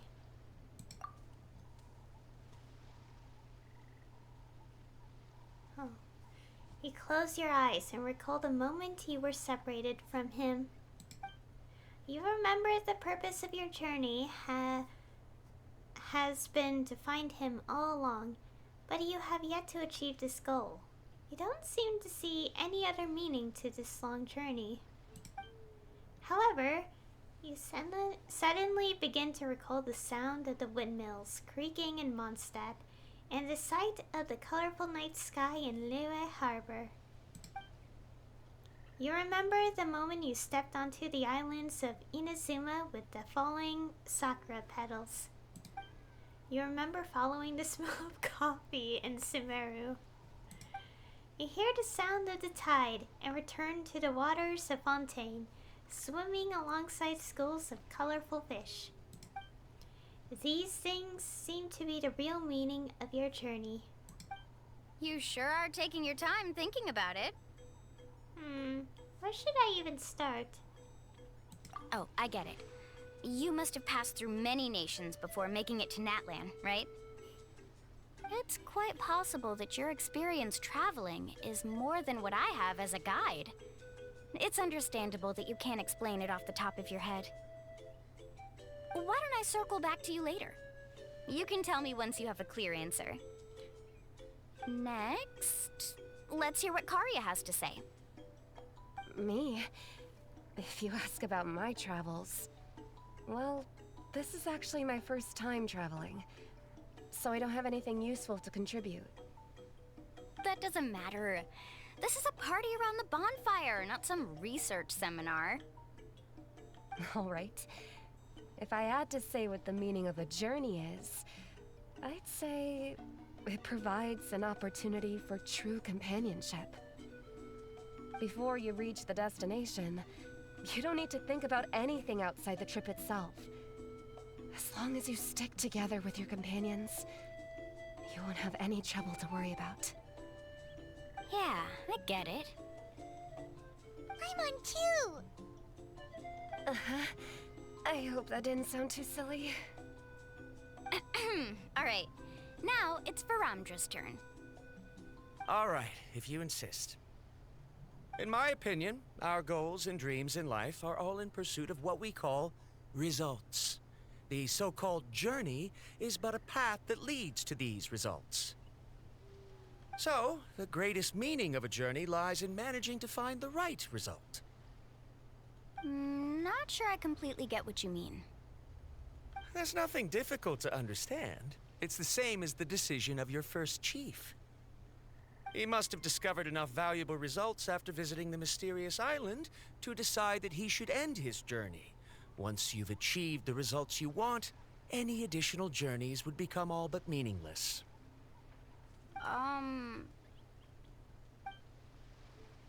Before coming here, someone had stolen the results of one of my research projects.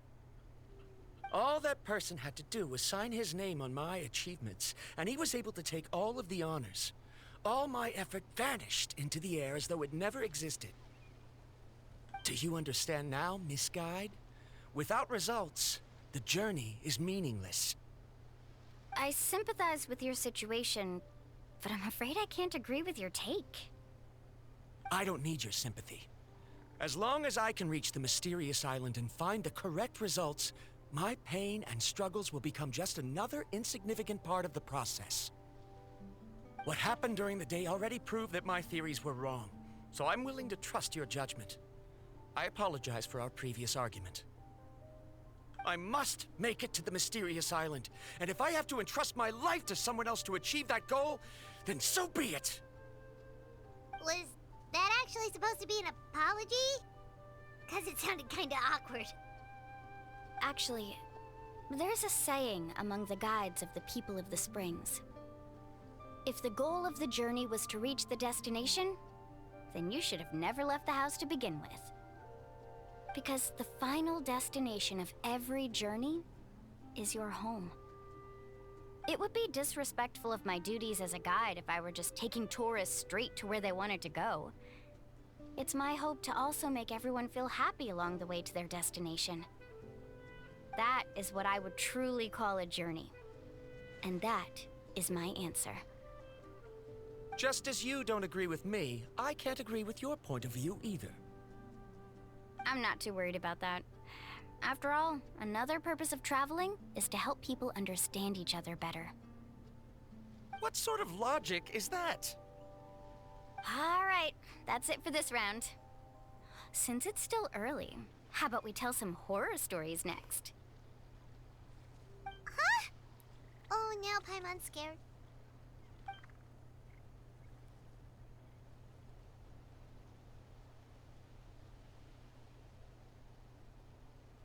Paimon slept so well. Oh, Mualani and the others seem to be up already. Let's go see what they're up to. Well, it looks like the whirlpools are back.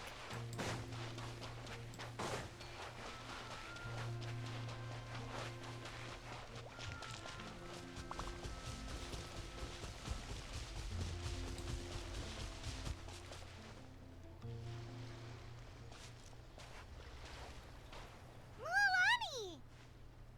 Just in time. I was about to go look for you. What the? You already caused the whirlpools to reappear again?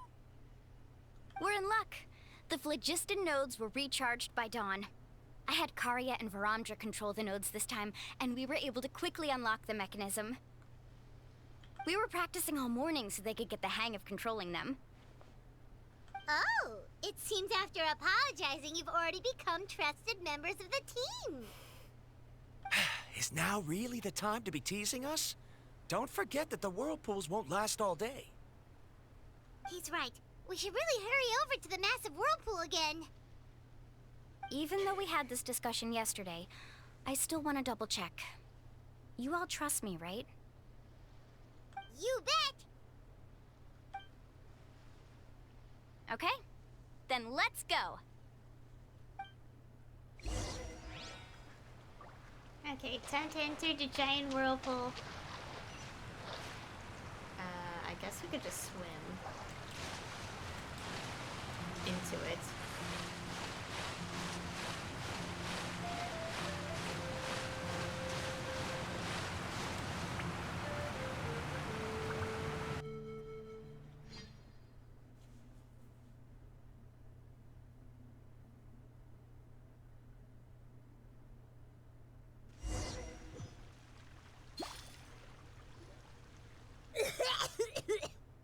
Paimon accidentally swallowed some water. So scary. What is this place? I can't believe it. There are subterranean caverns under the water. Mualani was right! Let's see where this cave leads. Come with me.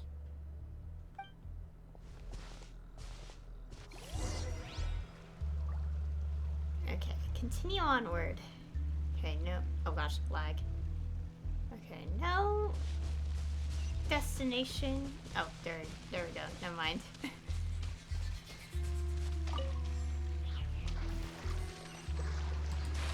I was going to say there was no destination, but then it popped up.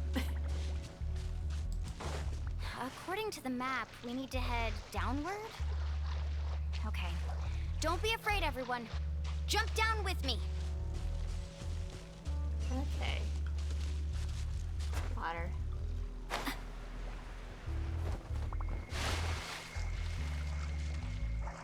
Oh, lava. Oh, we're in a dungeon of sorts. Because the corner. So I gotta pay attention to all the things. Is that lava up ahead? It appears these caves were formed by volcanic activity. I see. Then the spirit waves were affecting lava deep underground. Altering the lava's flow created temporary holes which allowed us to follow the water's current and enter this underground space. Yes, it can all be explained in theory now. Are all scholars from Sumeru like this? Hard to say. Kind of. Ish. But can there be an island in this kind of underground space? It appears we haven't reached our destination yet. Let's keep going, everyone.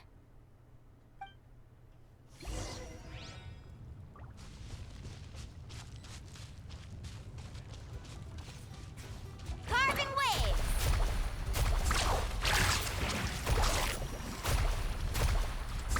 Surf's up! Woohoo!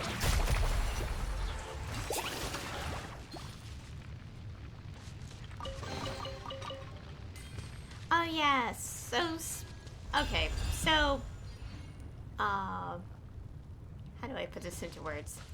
Okay, so we have the theater thing like change at the start of the month. And I will say, like, even though I did the test run, it took Mualani's trial version in the theater for me to realize how her skill works. Oh.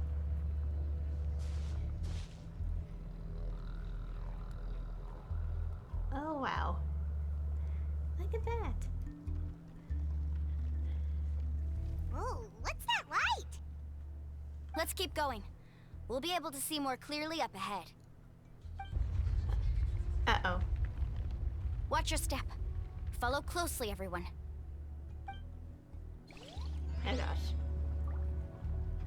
Anyways, to finish what I was saying. So yeah, it took me like Mualani's trial version in the theater mode to realize how her skill works, because I think as it was like, even during the Archon quest, when we, you know, had her as a trial version, I still didn't understand how her skill worked, because sometimes it did some things, other times it didn't. But at this point I now understand how it works, so... Heads up! These volcanic caves aren't very stable, so watch out for falling rocks.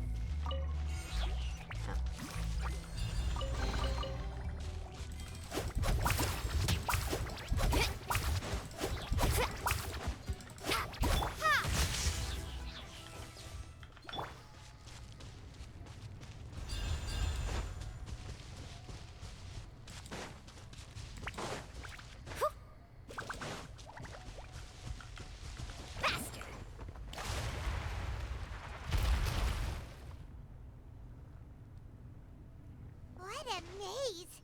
There's lava everywhere! Oh, which way are we supposed to go now? Let's look around together and see what we can find. Very well. It would indeed be useful to collect some environmental samples here.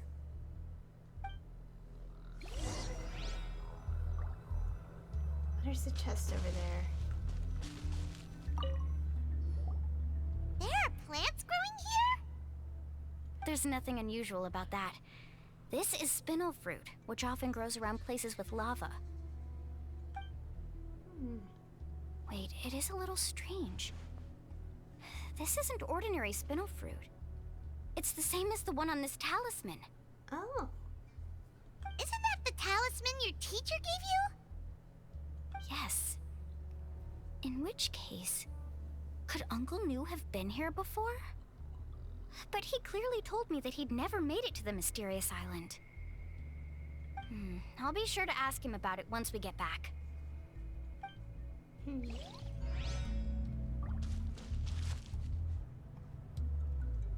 Carving waves!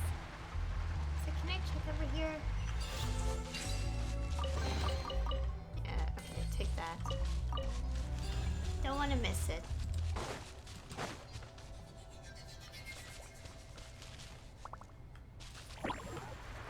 Careful, more falling rocks! Seems like this cave is getting more and more unstable by the minute. Okay, we go this way. There's so much lava, and it's getting pretty hot. The lava here doesn't look very stable. I'm afraid we can't stay here for long. Not good.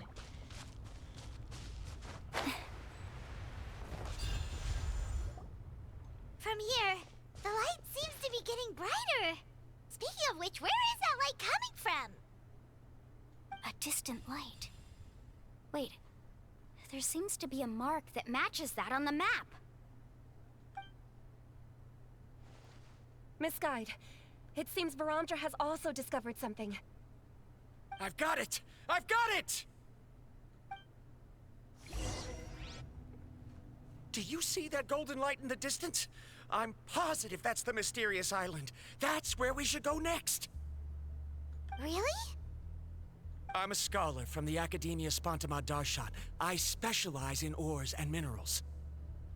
When I first heard about the legend of the mysterious island, I took note of its description. One exaggerated description I heard was that it's an entire island that shines like gold. What it was actually referring to was an extremely rare mineral known as vulcanite. Under certain environmental conditions, large amounts of lava are quickly cooled, which then results in this ore. Since the ore can't be moved in time, it begins to accumulate, resulting in the alluring golden glow. If I'm not mistaken, there'll be a large pool of lava up ahead, and the mysterious island will be floating on the lava. An entire island of vulcanite ore! So you mean we really found the mysterious island? Rejoice! Even a small piece of that ore will be priceless. Really? Then let's hurry!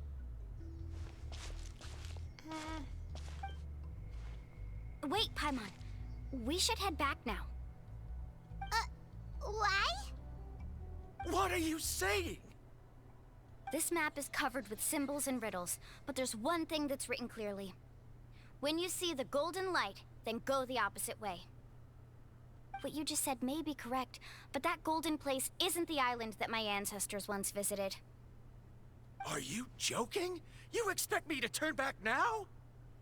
But Mualani's judgment has always been right. If she says head back, then we should head back. We can't be fooled by the thought of treasure. You thought I'm after treasure? Oh, he's acting weird again. After my previous findings were stolen, I began a new area of research. And this ore is the core of my research. As long as I can bring this ore back, my theories will be proven beyond any doubt, and I will be able to reclaim everything I have lost. To me, this ore is the result that must be obtained. Otherwise, all those hardships along the way will be rendered completely meaningless. Don't you understand?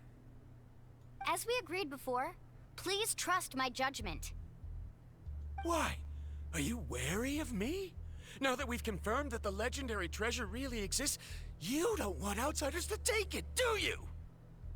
She's not that kind of person, Varamdra. The result is right before my very eyes. I won't give up here.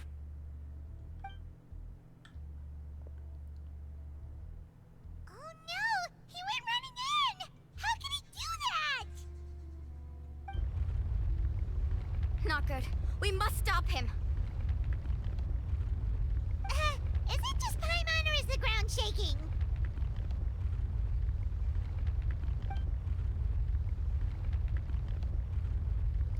Oh dear.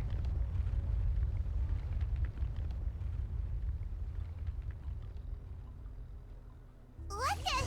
Where did these monsters come from? These monsters. Looks like the lava here is becoming active again. Misguide. Varamdra, He'll be trapped by the lava. We need to hurry and take care of these monsters.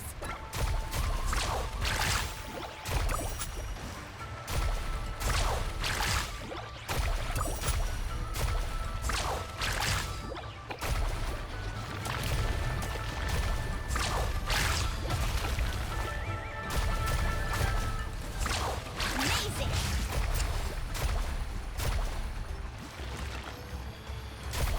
Ah, watch the surfboard. Oh gosh. Ow. Think you can bully me? One with nature. Shah! Ah! Oh wait. Whoops. Woohoo! Surf's up. Oh. Hey, come on now.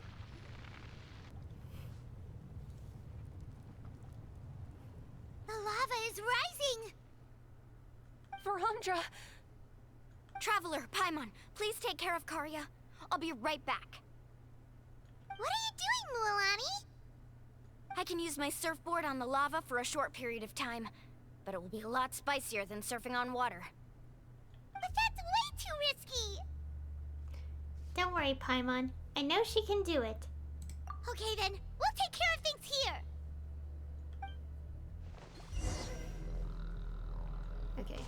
Okay, we have our, like, phlogiston here recovered as well. Faster! Oh gosh. Avoid the obstacles. The cave is becoming more and more unstable. I have to hurry.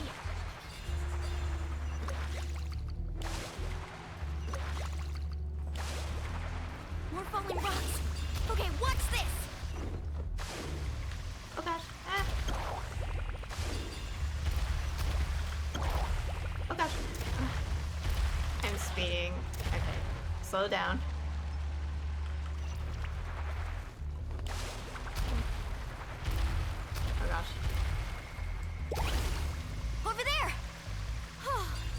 Looks like I'm just in...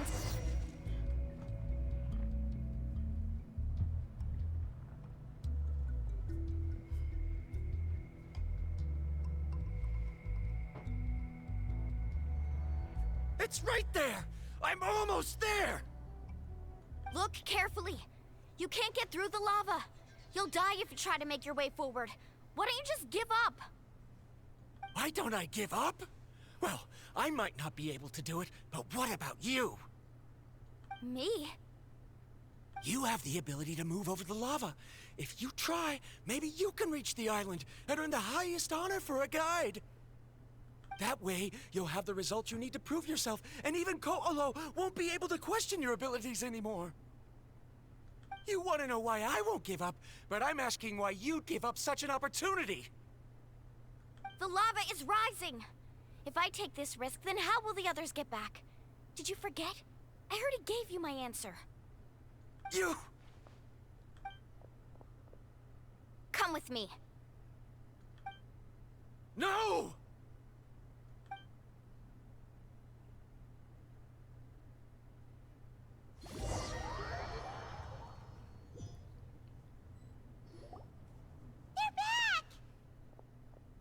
I've brought him back. He's fortunate that he wasn't seriously hurt. Oh, thank goodness. Thank you so much, Miss Guide. You're welcome. It's getting dangerous here, so we need to find a way out. No, I refuse! I can still stand! Let me go back! Seriously? How can you be so childish at a time like this? Verandra! Whoa. I've always believed that you're the most talented person I've ever met. Even if your research was stolen and you didn't get any credit, I never doubted it. I believe that even if you won't obtain any results this time, you'll still succeed in your new research, because no one can take your talent away. So, I won't allow my dearest senior to die here because of his own stubbornness. Kari.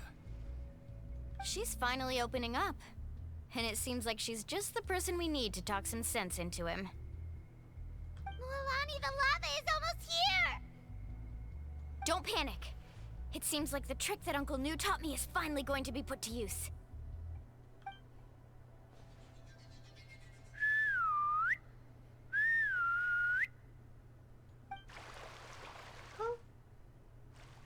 Where did all these Kaholosaurs come from? No time to explain. Just get on. Got it, got it!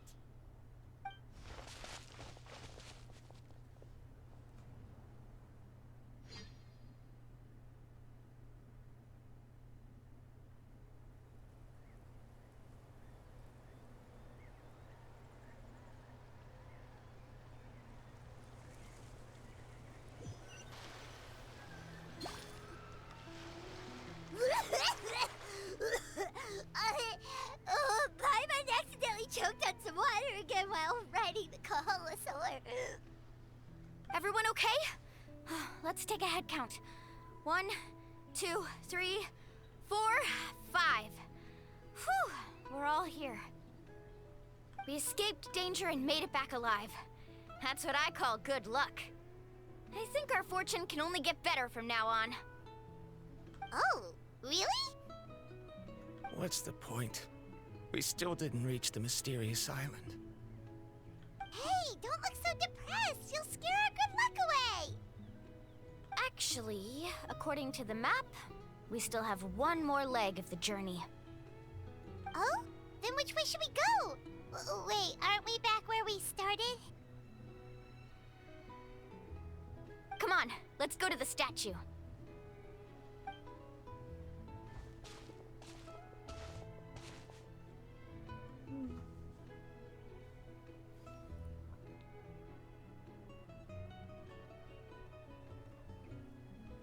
So, what's the point of coming back here again? Here, look! Some hidden words appeared on the statue after I touched it. Really? Let Paimon try!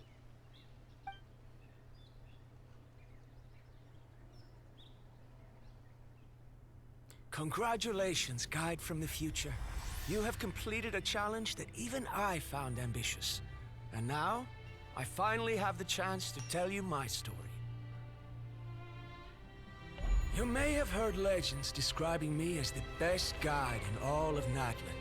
But in the beginning, I was more like a treasure hunter. I chased results, facing countless dangers to prove myself. Time after time, I ventured where others didn't dare, never failing to bring back rare treasures. My fame was second to none.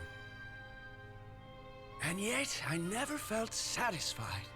So I found a new goal, a challenge that no one had ever achieved before. The legendary Mysterious Island. Another chance to prove myself. Unfortunately, my friends who had traveled with me all this time had grown tired of my nonsense. Instead of praise, they now showered me with words of caution. Perhaps this journey was one that I had to complete alone. But luckily, they decided to once again put up with my antics. Just as before, they came up with ingenious ways to help me move forward. They never let me down, even when I had to place my life in their hands. And they always trusted my judgment, even when it took a lot of courage. In the end, just as ever, we found the result we came for. But that golden glow was baiting me towards death. It was the glow of a rare ore, but it was also the warning sign of an impending eruption. Maybe if I pressed on and put my life on the line, I could get the result I wanted. And yet, there was a chance I'd lose something even more precious. But don't worry. In the end, I made the same choice as you. Everyone was disappointed that their illustrious guide had, for once, returned empty-handed. But seeing everyone survive, I felt satisfied for the first time in my life.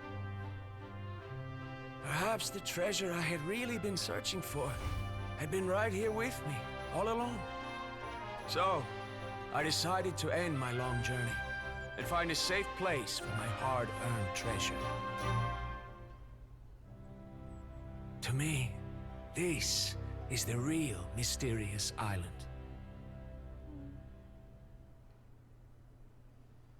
The hidden inscriptions disappeared! These must have been the words the first chief left for those that would come after him. In that case, the mysterious island from the legend is actually where the people of the springs are living now! I remember now that the elders once told me our tribe was originally founded on a small island. Later, the coastlines changed, allowing the island to become what it is today. The journey to the mysterious island starts exactly where it ends. And just like him, we didn't return empty-handed. Yeah. I think I understand the choice he made now. The golden glow is an indicator of when the lava will periodically erupt. If that's the case, the principle of vulcanite formation implies that it will only appear at the start of fierce lava activity, and the flowing lava will quickly swallow it and make it all disappear without a trace. This means that there's zero possibility of ever bringing the ore back. Are the results I've been chasing all this time only an illusion that can be seen from far away? Harondra. Our journey is not yet over. As we agreed, please come back to the people of the springs with me. Then we'll officially complete this journey. Fine. I suppose that would also count as some kind of result. Don't be so down. I have a feeling that the next answer I'm looking for will also be useful to you. Paimon remembers now. There's still something important we need to ask Mualani's teacher about.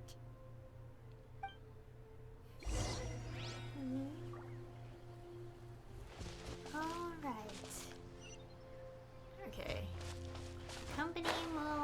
return the talisman. I think we'll just teleport this time.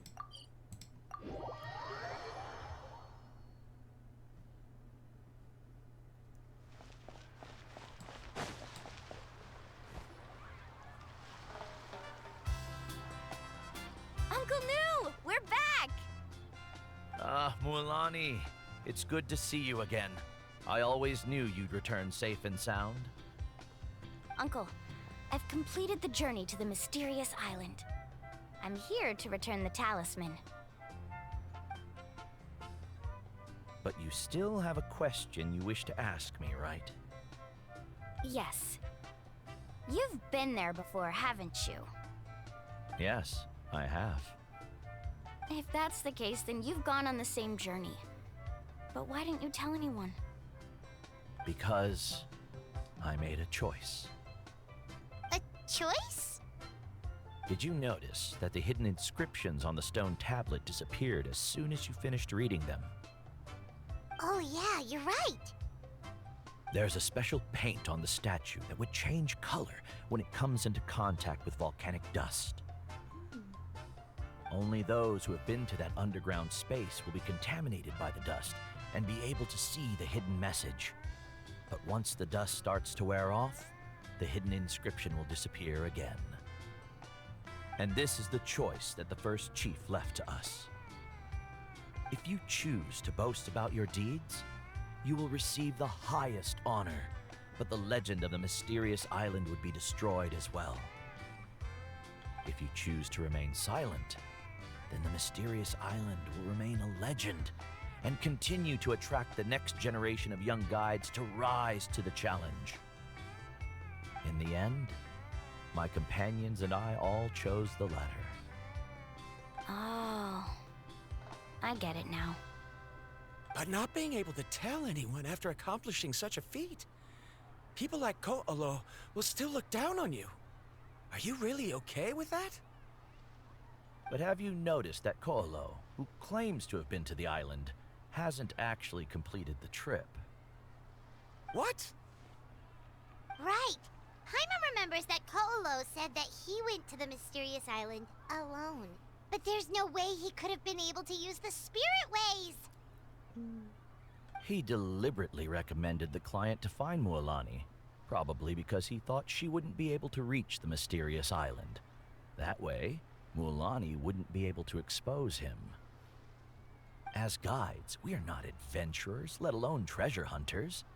The greatest responsibility of a guide is to take the client to their destination safely. But in the process, we also gain much skill and experience at overcoming danger.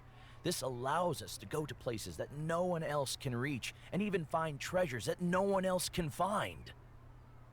Many guides gradually lose sight of their true beliefs and intentions in the process, and end up becoming like Ko'olo. They end up becoming more like thieves who would rush to the other side of the lava lake, regardless of the consequences, rather than good guides who would turn around and save their friends. This is why the first chief left behind the legend and the map. To lure younger generations into taking up the challenge, thereby teaching them everything he had learned. Aside from me, many other tribe members have also traveled to the mysterious island. And just like me, they understood the first chief's intentions. So they've also made pacts with their companions, choosing to give up the results that would prove themselves and give the younger generation the chance to continue the challenge. You've all given up on the results. Sir, I've given up on merely one result. I haven't given up on everything. Given her talent and qualifications, Mualani was well within her rights to choose the top-ranked guide Ko'olo as her teacher, but she chose me. I believe I was able to cultivate such an outstanding student and witness her completion of the legendary challenge precisely because I didn't become someone like Ko'olo. If instead of looking at one single journey, we look at my entire career as a guide, I'd say I have not returned empty-handed. What about you?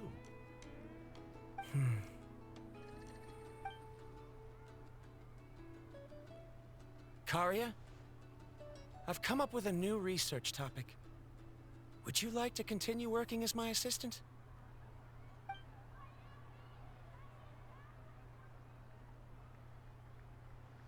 You're the same as always, Varamdra. You always have to find evidence before coming to a conclusion. In any case, I can't give you an answer right now. Karia! Because you haven't prepared the proposal yet. Shouldn't you finish that first before recruiting assistants? How could you forget? Yes, of course. I'll certainly prepare all the necessary details. But I've always found your proposals fascinating, so I'm sure I won't be able to turn you down this time either.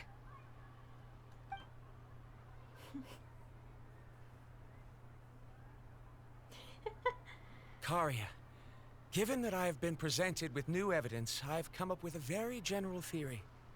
I can use the ideas from the chief's speech to express it. Perhaps the treasure I'm seeking has been by my side the entire time. No. To be more precise, it's been with me even before I set out on this journey. I understand, Varamdra. It appears this guest has also found his answer. It seems he's finally put two and two together. There's nothing to worry about. It's just like Karia said. I can start some new research and reclaim everything I've lost. But it seems he's still as stubborn as before. Now, it's your turn to make the choice, Mualani. But, Uncle New, I'm sure anyone who can complete the journey to the island would make the same choice, right? Very good. Then there's nothing more I can teach you. Here, take this talisman again. You can pass it on to your student in the future.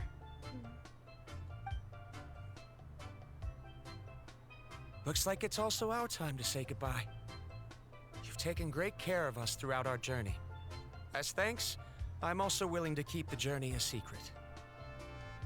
Then remember, the next time you come to visit the people of the Springs, you know where to find friends for help. Friends? I suppose we are theoretically friends now, yes. When I publish my next paper, I'll be sure to add you to my list of acknowledgements. Well, that's one way to thank someone. Then Varamdra and I will be taking our leave. I truly hope we'll get to see you all again someday. Okay, bye-bye!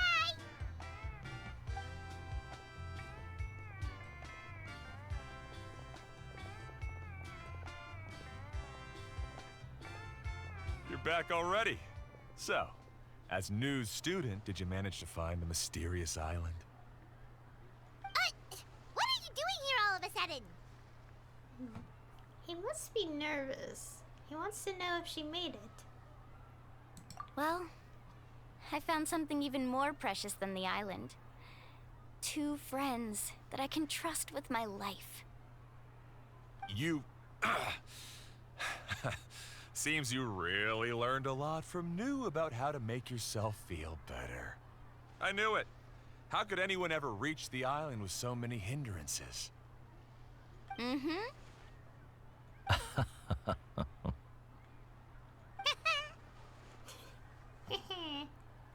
Huh? What? Why are you all looking at me like that? The elders of the tribe also gave me that same look. What's that supposed to mean? New. I've already proven that I'm stronger than you. I've been to even more dangerous places and found far more precious treasures. I've even been to the mysterious island. Why do you still look at me as if my words don't bother you at all? Koholo, even if you had never been to the island, no one would deny your abilities. But as for what we would deny about you, only you can find the answer to that. Me? So now, our trip to the mysterious island is officially finished, right? It's time to say goodbye. Yeah, but I have one more place I want to show you. Come with me. Oh? Okay. Oh, a photo. Mualani. She has quite a sense of ceremony. I'm sure she'll want to give you something as a memento. I suggest not keep her waiting. Alright. Where is... Oh, okay. We'll just walk. Since there's no other way to get closer. Well, that was certainly a journey. Gosh. I'm not really sure what to say. It was pretty interesting. And that's a really nice cutscene. I guess the best way to put it is that, like, the journey... Unironically, the best way to put it is the journey is the friends made along the way. And... also the greatest treasure, I guess you could say.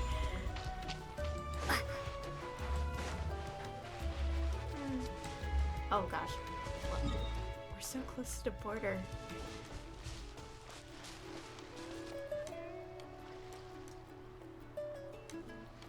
This is the place. From what I've heard, if we take a group photo here, it'll bring us good luck. I'm sure of it. What made you think of taking a group photo? Well, we completed our trip to the mysterious island together, so of course we need a memento to keep. You've earned the greatest honor for a guide. Yet, you can only walk away with a photo of your friends. You're pretty amazing, Mualani. You really sacrificed a lot for your tribe. Would you call it a sacrifice? I don't really think so. Actually, after hearing Uncle New's answer, I have this vague feeling that after all that we've been through together, the results don't matter anymore. Oh, it's kind of hard to explain. I don't know if you get me or not. No, I get it.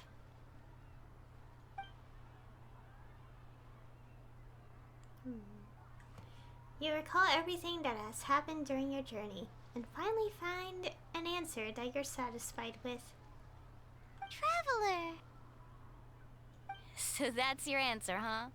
To the meaning of a journey? It's the answer I knew from the very beginning.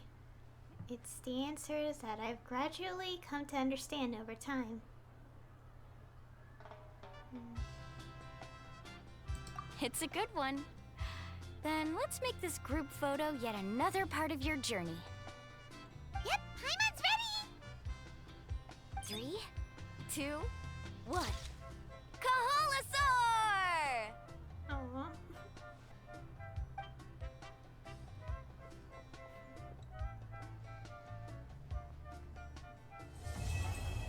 Aww. And that's the end of Act 3. Also the last quest. Oh, we could look at the photo again. Oh, we get another one of those things. I wonder when the next journey will begin. Alright.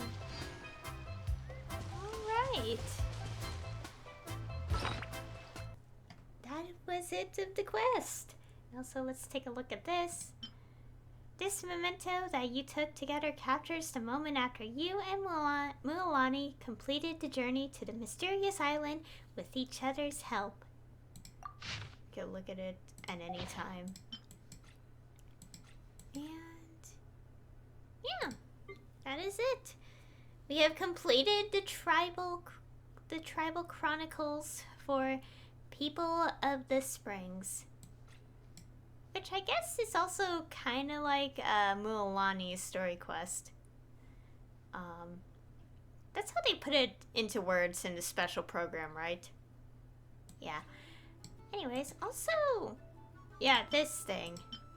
Okay, so I didn't notice this until like a while after I completed Act 2. But we get one from completing Act 2. And we also get another one here. And this is apparently...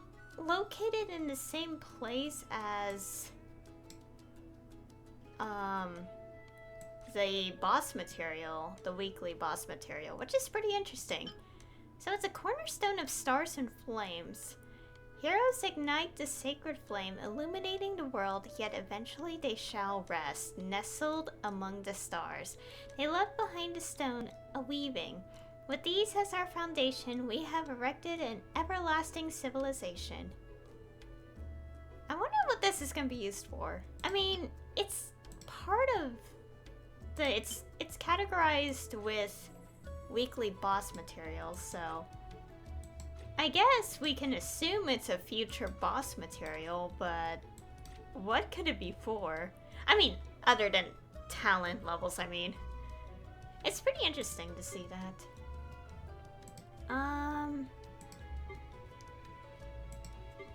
Yeah. Gosh, I'm just curious of future updates. And also, we completed this. Yeah, so we get materials, which is for ascending Mualani, but of course, I don't plan to get her, so, well, yeah, they're just gonna sit in the inventory. Well, time to get the, rewards from the reputation. Look at that. Oh, we could hide this. Okay, I can actually hide this. Oh, no, I just couldn't hide it when I was in the other menu. Okay. Because this is a nice picture. Oh, we completed the 2 quests. Okay, still tribal level 1. Oh yeah, I completed progress here with Scions of the Canopy because I ended up doing a lot of exploration and some world quests, so I already got like 3 of the rewards for that one. And still only 1 here. Yeah, level 3. Gosh, I'm excited. I really can't wait till we could get these this glider, because it looks good on a few characters who are like have a red theme, and I really want to get it. Of course, it's level 5. Like we need to max out 5 tribes, and obviously currently in the update we only have 3 available to us. So that'll be a future update, definitely. Huh. Alright. Oh, and also before I forget, as part of the update and new region, we got some new voiceovers. Oh wow, the scroll bar. Oh. Complete Yupan Keys Turnfire? Whatever that is. Okay. Oh boy, we have a few things. So we're going to listen to these because I forgot to do it at the end of the Archon quest.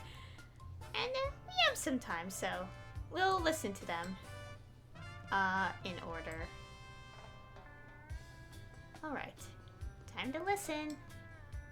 Hey, so the valleys here are just bursting with shiny gemstones. This could be a huge opportunity for us. We should get digging ASAP. With any luck, we'll hit the jackpot and we'll never have to worry about Mora again. But how would you actually know when you've hit the jackpot? Can you even tell which stones are the valuable ones? Well, Paimon just figured that the shinier the stone, the more valuable it is. Yeah, that should be about right. You're starting to sound like an evil fairy tale dragon, hoarding all the shinies they can get their greedy claws on. Except we're in Natland now, so instead of evil dragon, it's noble saurian! Oh, brave and cunning traveler, follow this noble saurian, for she shall lead you to the most precious gemstone in the entire world! Great! Except she can't tell which stones are the valuable ones. So, how's that gonna work? The Scions of the Canopy sure do love their extreme outdoor sports. Seems like they have a real appetite for danger. Free solo climbing, sky surfing, volcano parkour, bungee jumping off cliffs. Whew. Even the thought of it makes Paimon lightheaded. Really? Honestly, some of the stuff we've done is at least as dangerous as that.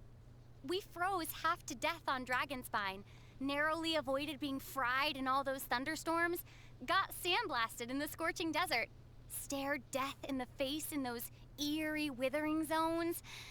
The list goes on. Huh. Well, when you put it like that, yeah, we've been through some pretty extreme stuff. But we're built different. Most people's idea of danger is probably just an average day on the road for us. That's probably how it is for the scions of the canopy with their extreme sports as well. Whoa, wait a second! Let's get one thing straight. You might be built different, but Paimon sure as heck isn't. Now, Paimon's sure that you and your danger-braving buddies know what you're doing, but the second we find ourselves in serious trouble, Paimon's gonna hide behind you until it's over.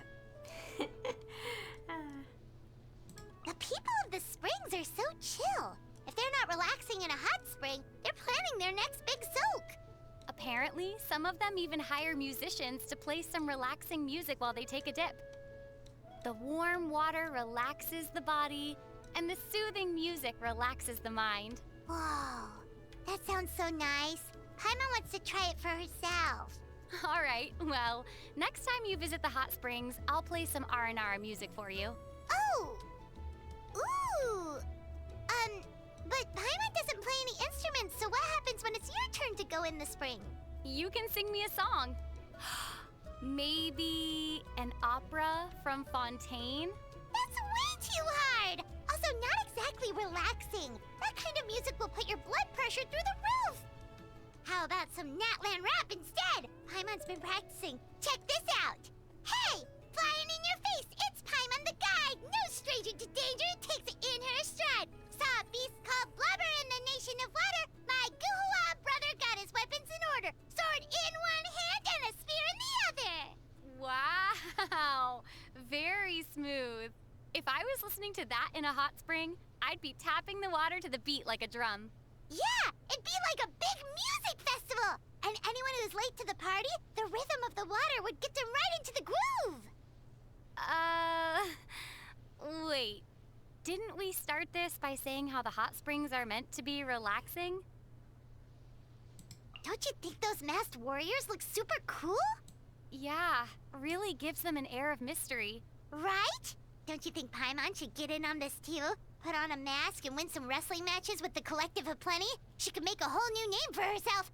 Paimon's even thought of some catchphrases. Get this! A Saurian warrior never removes her mask! Famous adventurer by day, mighty Saurian warrior by night! Does that sound cool or what? Yeah, it does. But there's just one problem. Huh? What's that? You'll just look like Paimon in a mask. No air of mystery there. Here in Natland, they seem to use woven scrolls where most nations would use books. It feels so different reading off of them. Yeah, they say it started with the Masters of the Nightwind when the shamans began recording their tribal history and legends on woven material. As the practice became more widely adopted, the number and variety of stories grew. Oh, Paimon should make a record of all our adventures as well. That way, if you ever start a tribe called the Travelers, you'll have your very own historical record. Plus, it can make a really cool cape and an extra blanket when you're camping in the wild. That would make for one weathered chronicle. Paimon's heard that everyone from the Collective of Plenty is built like a bricklayer. Maybe you should go stay with them for a while. Grow those muscles out. No, Paimon likes herself the way she is now. Okay, then what about staying with the Flower Feather Clan instead? Their thing is flying. I bet they could help you sharpen your skills. But isn't Paimon good enough at flying already? Yeah, but then you'd be able to carry me when you fly. Nope, not happening. How would that even be possible? Well, if you had those muscles I talked about. Oh, geez, not this again. For the last time, no! And I can't wait until we know more about the other three tribes. Oh, and speaking of which, I can't wait until we know who the other two chosen heroes are gonna be. Because there's still two tribes that don't have a chosen hero yet. Man, I'm excited to know more about the lore. Gosh, ever since I watched, like, Minecraft SMPs, like, the word lore is just used so much. in like a very like it's like saying the word and putting so much emphasis into it. Anyways. There are so many cute Saurians in Natland! Paimon's gonna make friends with every single one. Oh, someone sounds confident. You bet! Paimon's got it all figured out! Oh, you do, huh? Come on then. What's the secret to making Saurian friends? It's really simple. First, you gotta sweet-talk them, show them you mean well so they relax their defenses. Then you gently pat them on the head. That makes them feel more comfortable around you. Last but not least, get them some good grub. The way to a Saurian's heart is through the stomach, after all. What do you think? Solid plan, huh? What do I think? I think that all of these tactics would also work really well on you, Paimon. Would not! Paimon can't be won over by some cheap tricks. Huh? Oh, you misunderstand. I meant to say that you're as cute as a baby Saurian. Flattery? Really? You think that'll work on Paimon? Think again. But I was being sincere, Paimon. How can I prove it to you? With some sweet madame, perhaps? Wait, really? Sweet madame? Oh, heck yes! Paimon can totally go for some of that right now. What's with that smug look on your face? What, is Paimon missing something? Word is that speed's of the essence when doing archaeology work with the Children of Echoes. Why is that? It's probably because this place is absolutely overflowing with relics. But isn't that a good thing? Well, more relics means more competition. Imagine you saw a really cool stone slate one day and planned to come back and grab it the day after. Only to show up the next day and find someone else had already beaten you to it. Huh. Paimon still doesn't get it. Okay, here's another analogy. Imagine one night you're all ready to dig into a delicious snack, but then you find a piece of it's missing. Yeah, that'd be terrible. Wait a sec, that's exactly what happened last night! Anything you want to confess, traveler? Paimon's heard that even in Natland, there are lots of ways to resolve conflict that don't involve contests of strength. Really? In the Nation of War? Yeah, like apparently some people in the Children of Echoes settle their disputes by holding a dance-off. A dance-off? So, they mutually decide on a time and place. And just dance their socks off? Until one person gets so exhausted they can't get up anymore? Yep. Wait, what the... Hold on, that is a contest of strength. Guess what? Paimon just thought of the best Mora-making idea ever! Oh? Do tell. Just look at how many people pass by this place every day. If we opened a business here, right outside the stadium, we'd make a fortune without even trying! So, what would you sell? Maybe... alchemical potions from Mondstadt? I think there's already people selling similar stuff. In that case, Ooh! Ores from Liyue! Yeah, we could make a killing off of those! Pretty sure the Children of Echoes are already in that business too. Yeah... Wait, Paimon's got it! Rocks from Sumeru! Those'll definitely be a hit! Unfortunately, that's the specialty of the Masters of the Nightwind. Well, then we'll fence the whole stadium up! And charge an admission fee to everyone who tries to get inside, whether they're a contestant or a spectator. You'll be locked up before your fence is even half finished. Ugh! Why does getting rich have to be so hard? Paimon will never forget the first Saurians we saw in Natland. They're just fascinating creatures. There was the Tapetlosaurs with their bouncy heads, the Kaholosaurs with their smooth backs, and then the Yumkasaurs with their fluffy ears and heads. I bet a baby Yumkasaur would make the best teddy bear. Yeah. Hey, their fur probably keeps growing out as they get older, right? Do you think it starts getting in the way eventually? Like, imagine if a Yumkasaur had really long fur around the ears and head. They'd barely be able to see where they're going, and that could be kinda dangerous. You seem to have thought a lot about this. Are you planning on becoming a Saurian hairstylist? Are you serious? Just think about it. Once you get famous, you'll be rolling in Mora. Oh, you're right! This is it. This is how Paimon makes her fortune. Paimon's gonna become the hairstylist for every Yumkasaur in Natlan. Woohoo! So much Mora. No, wait, the Mora's secondary. The best part of this plan is making friends with all the Yumkasaurs. Life will be so happy! But they're big, you know? It's gotta take a long time to style all that fur with just an ordinary pair of scissors. You might find you can only take one customer per day. If you're serious about this stylist business, you'd better start building some strength. At the very least, aim to lift a pair of scissors as big as the dull blade. The dull blade? But isn't that your weapon? Yeah, but I can let you borrow it for training. Come on, let's get practicing.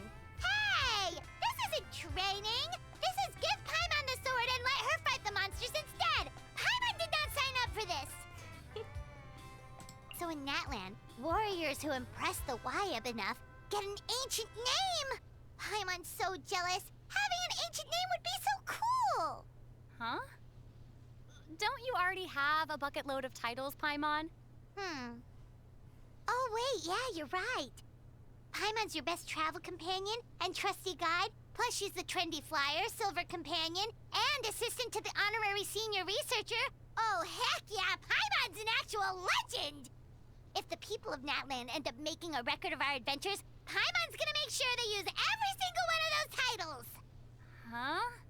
But wouldn't that make everything too long? Just think about it. If the locals also used all of their names, records would look something like... On this day, Uthabiti Kachina of the Children of Echoes, otherwise known as the Nanatskayans, and Umoja Mualani of the People of the Springs of Metzli fame, encountered Malipo Kanich of the Scions of the Canopy of Hoitzitlan, traveling alongside his impish partner, Kahula Hao, while on their way to the Masters of the Nightwind in Meatland. Okay, you can stop now, jeez! With a document that long, it stretched from here to the stadium and back! And that's before it even got to the point! Well, if Paimon had to pick just one out of all of her titles... yep, it'd have to be Best Companion Ever. Also, I wonder... Okay, I don't think they're, like... I wouldn't say how long, but it must have taken quite a bit to be able to pronounce some of these words. Because definitely for me, I would not be able to say them. Like, I could try, but it would not be, like, I would struggle. Anyways. So, just between the two of us, Paimon's been wondering about something. It's to do with the competitions at the stadium. You know how there's a point system? First, everyone fights in teams. Then, for the teams that make it through, there's a set number of one-on-one matches. And after that, everyone's ranked based on their final scores? Why did they structure it like that? Maybe it's to maintain suspense until the final round. Everyone loves to see the underdog make a comeback at the last minute. Could be. Could be. Or maybe it's because they want to avoid a situation where there's only 2 contestants and they're evenly matched. Yeah. They'd end up having to call it a draw and quit. Exactly! It'd be like pitting the most aggressive Tatankasaur against the most slippery Yumkasaur. Tatankasaur attacks, Yumkasaur dodges, and so on and so forth, until a whole day and night has passed. By this point, the audience is starving, so they end the fight and agree to a round 2 some other time. But round 2 comes and goes, and there's still no clear winner.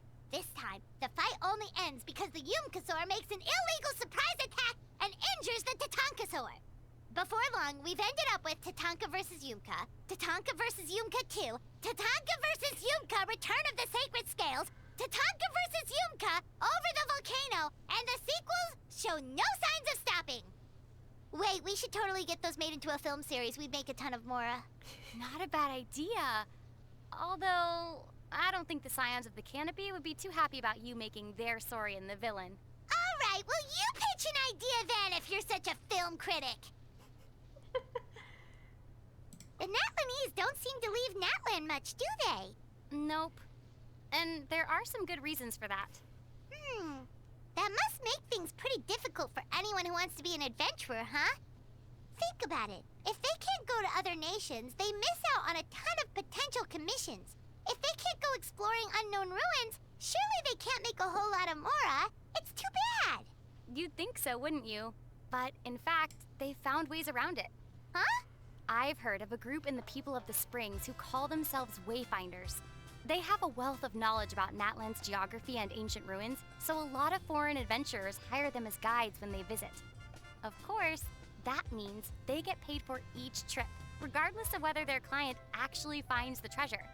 So in the long run, they might actually earn more than a traditional adventurer would. Wow, okay. But wait, if they know so much about Natlan's ancient ruins, why don't they just go find the treasure themselves? Well, here's the thing. What if there was never any treasure to begin with? Oh. Okay, Paimon's gonna need a minute to let that sink in. The Natlanese seem to do a lot of doodling everywhere. Except they don't call it doodling, do they? They call it, flow something. Phlogiston engraving. But strictly speaking, that refers to the engraving of special stone tablets. What you're talking about is just regular graffiti. Take this one, for example. It basically just says, "You're in Nanatkayan territory now. Children of Echo is for the win." That's pretty fun. Now Paimon wants in. Shall we do some graffiti of our own? We sure can. But what do you think we should draw? Well, that's easy. A portrait of the best travel guide in all of Teyvat. Now, let's see. Ah, there! Put it right there on that cliff face. Oh, so you want me to do the honors, huh? All right then, let me think about this. Yep. First, we need to capture that classic Paimon facial expression. Seething with rage. Wait, what? Oh, you know what? Forget it! Paimon has decided to find a professional Natlanese graffiti artist instead! The Natlanese seem to have a genuinely close relationship with their Saurians. Yeah, they're true companions just like us! Inseparable wherever they go. So, let's say there was a competition between you and the Saurians. Who do you think would win the title of Champion Companion? What sort of question is that? I mean, the more I think about it, it's like you can't burrow into the ground like the Tepatlosaurs, and you don't fly as fast as the Cuckoosaurs. Hey! You're thinking about this all wrong! For starters, Paimon flies way faster than any Tepatlosaur, and she's better than the Cuckoosaur at picking out the tastiest chicken mushroom skewer from the grill! And most importantly of all, Paimon has been at my side longer than any Saurian. Exactly! Let's not forget who's the best travel guide in all of Teyvat. All right, my trusty companion. Shall we set off on our next adventure? Actually, now that Paimon's mentioned it, she feels like her chicken mushroom skewer picking out skills have gotten a little rusty. Come on, you should cook up a few so Paimon can practice. Have you noticed the makeup that Natlanese people wear?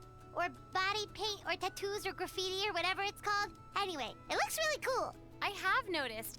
Body paint is right, although it's not just any old paint. Apparently, it contains phlogiston. Wow, really? Yup. If you're interested to try it out, I'm pretty sure they offer a body painting experience specially for tourists, but they just use normal paint for that. Oh, well since we're here, why don't we try it? All part of the experience. Sure thing. You'll need to pick a color palette and a motif first, though. Each tribe has its own style. All right, Paimon chooses... Paimon chooses... Oh, they all look so cool. Choosing between them is impossible. Choosing is losing. Paimon will take them all. Wow. Today I learned that Paimon is a maximalist. Well, I'm sure some people would say less is more, but I say, you do you, Paimon. What are you talking about? Paimon never said anything about using them all at once. She just wants options so she can switch up her style every day. Oh, that's too bad. I would have loved to see Paimon with an elaborate arm tattoo. Stop! Nope! Stop it! No imagining Paimon with an arm tattoo! Not allowed! The people and Saurians of Natlan have a great relationship, huh? They live together, fight together, even fly together! Just like us, right? Except, you're too small to take me flying. It's just a shame you can't grow any bigger. Not for want of trying, of course. You do eat a lot of chicken mushroom skewers. Let's not forget that Saurians can't be your guide, or your conversation partner. It's strange to think that there was once a time when humans and Saurians were enemies, and now they coexist peacefully. Must have taken a lot of work to get where things are today. If Paimon was a Saurian, all it would have taken is some tasty food. You say that, but what if you demanded 100 chicken skewers per day, and the humans couldn't provide that much? Paimon could probably settle for 50 a day. Or even better, maybe the humans could team up with you and you could go hunting together. Then there'd be enough meat for everyone to eat their fill. Uh-huh. Peace between species all starts with a full stomach. That volcano is so huge! You can see it from anywhere in Natlan. Where do you think all that magma comes from, though? One legend holds that an enormous pyro dragon slumbers in the deepest depths of Natlan. Within the dragon's body dwells the world's first flame, burning eternally and causing boils to form on the dragon's back. Every once in a while, these boils spew out fire, which takes the form of magma when it comes above ground. For real? But what happens if the dragon ever wakes up? Natlan will be doomed! Yep. And that's why the Pyro Archon gets the tribes to periodically join forces and go pacify the dragon, to make sure it stays asleep. Wait, what? No, that's to fight the abyss, isn't it? Well, not if this story from a woven scroll I bought on the street is to be believed. Ugh, Paimon knew it. And this one won't be unlocked until this quest is done. And since it has a name, it's definitely this update, so... we'll find out which quest that is. Well, anyways, that's all the voice lines. Gosh, also speaking of which, I hope we get to learn info about the Pyro Sovereign. Because, you know, dragons and all that. And also we saw, like, ruins of, like civilization before the Saurians, like, came into being. Because they're not quite the same dragons as the past. So, you know.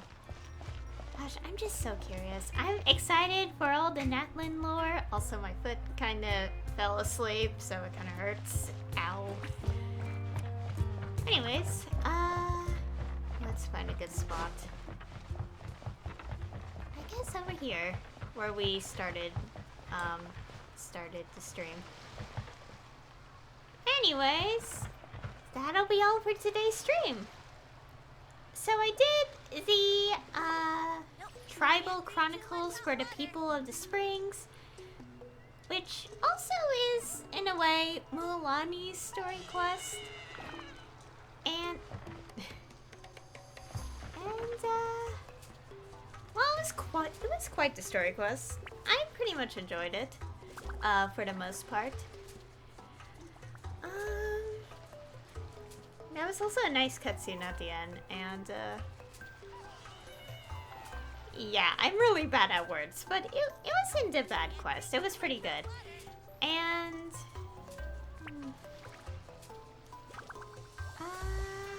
I think that's mostly it.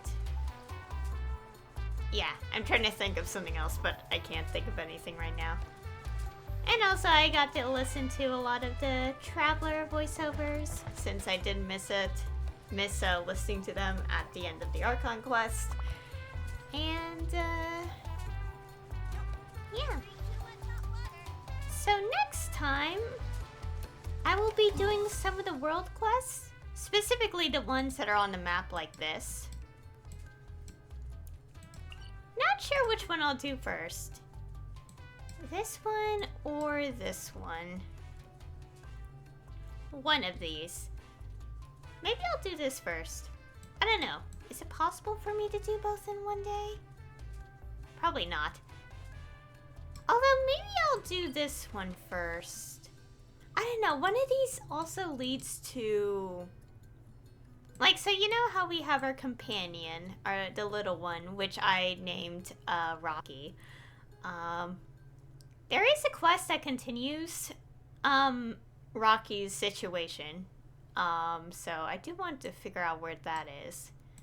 So I'm either going to do this one, or whichever one, you know, it is. I'll figure it out. And also, I do have the tribal chronicles for the other tribes. However, let me take a little peek here. Okay, so yeah. Okay, it's gonna show up like this when it's done. Okay, so basically, I will be doing this next for like the tribal chronicle stuff. Oh, and also I learned that this button is always gonna be here. And, gosh, because it's been so long, I actually forgot about this. This is telling me that the best way to experience this quest is if I have done the Enkanomiya quest. And I have done it, but that was a long time ago. Wow. It was released in 2.4, so understandable. Yes, it actually requires Enkanomiya, like, for the best experience. So I will be doing this when Kenichi is playable because the last part unlocks in 14 days. Yeah, I don't know why I thought it was gonna... These would take 2 separate days. I guess, like... Well, to be fair, obviously I'm playing these blind, so I don't actually know how long they take. But since it took a single stream to do this one, I suppose it will probably take a single stream to do the rest. I have checked, without spoiling myself, that this one does have, like, multiple smaller parts within it, unlike Act 1 for People's Spring. But, we'll see. Not gonna do it. My brain was thinking, click this. No, we're not doing it yet. We won't be doing it for, yeah, for like 14 days. That's at least a plan. And there's also Children of Echoes. However, Part 3 isn't available. Yeah. Okay, I was gonna say I'll do it, but no. I won't do this until Part 3 is available, so... This one will be delayed for, you know, however long, it'll be when Part 3 is available. And... yeah, that is the plan. Oh yeah, I also got this quest. I'm probably going to do it on my own. I actually have no idea. I did start it, so, it's only like the first few things, but, yeah. I'll worry about this later. I kind of want to focus on other things first. So basically, next time will be one of these, world quests. I'll probably... yeah, okay, yeah. I'll figure out which one I'll do. I'll figure out which one I'll do. But basically, I'll do one of them next stream. And... yeah. So anyway, thank you all for watching. And I'll see you all next time.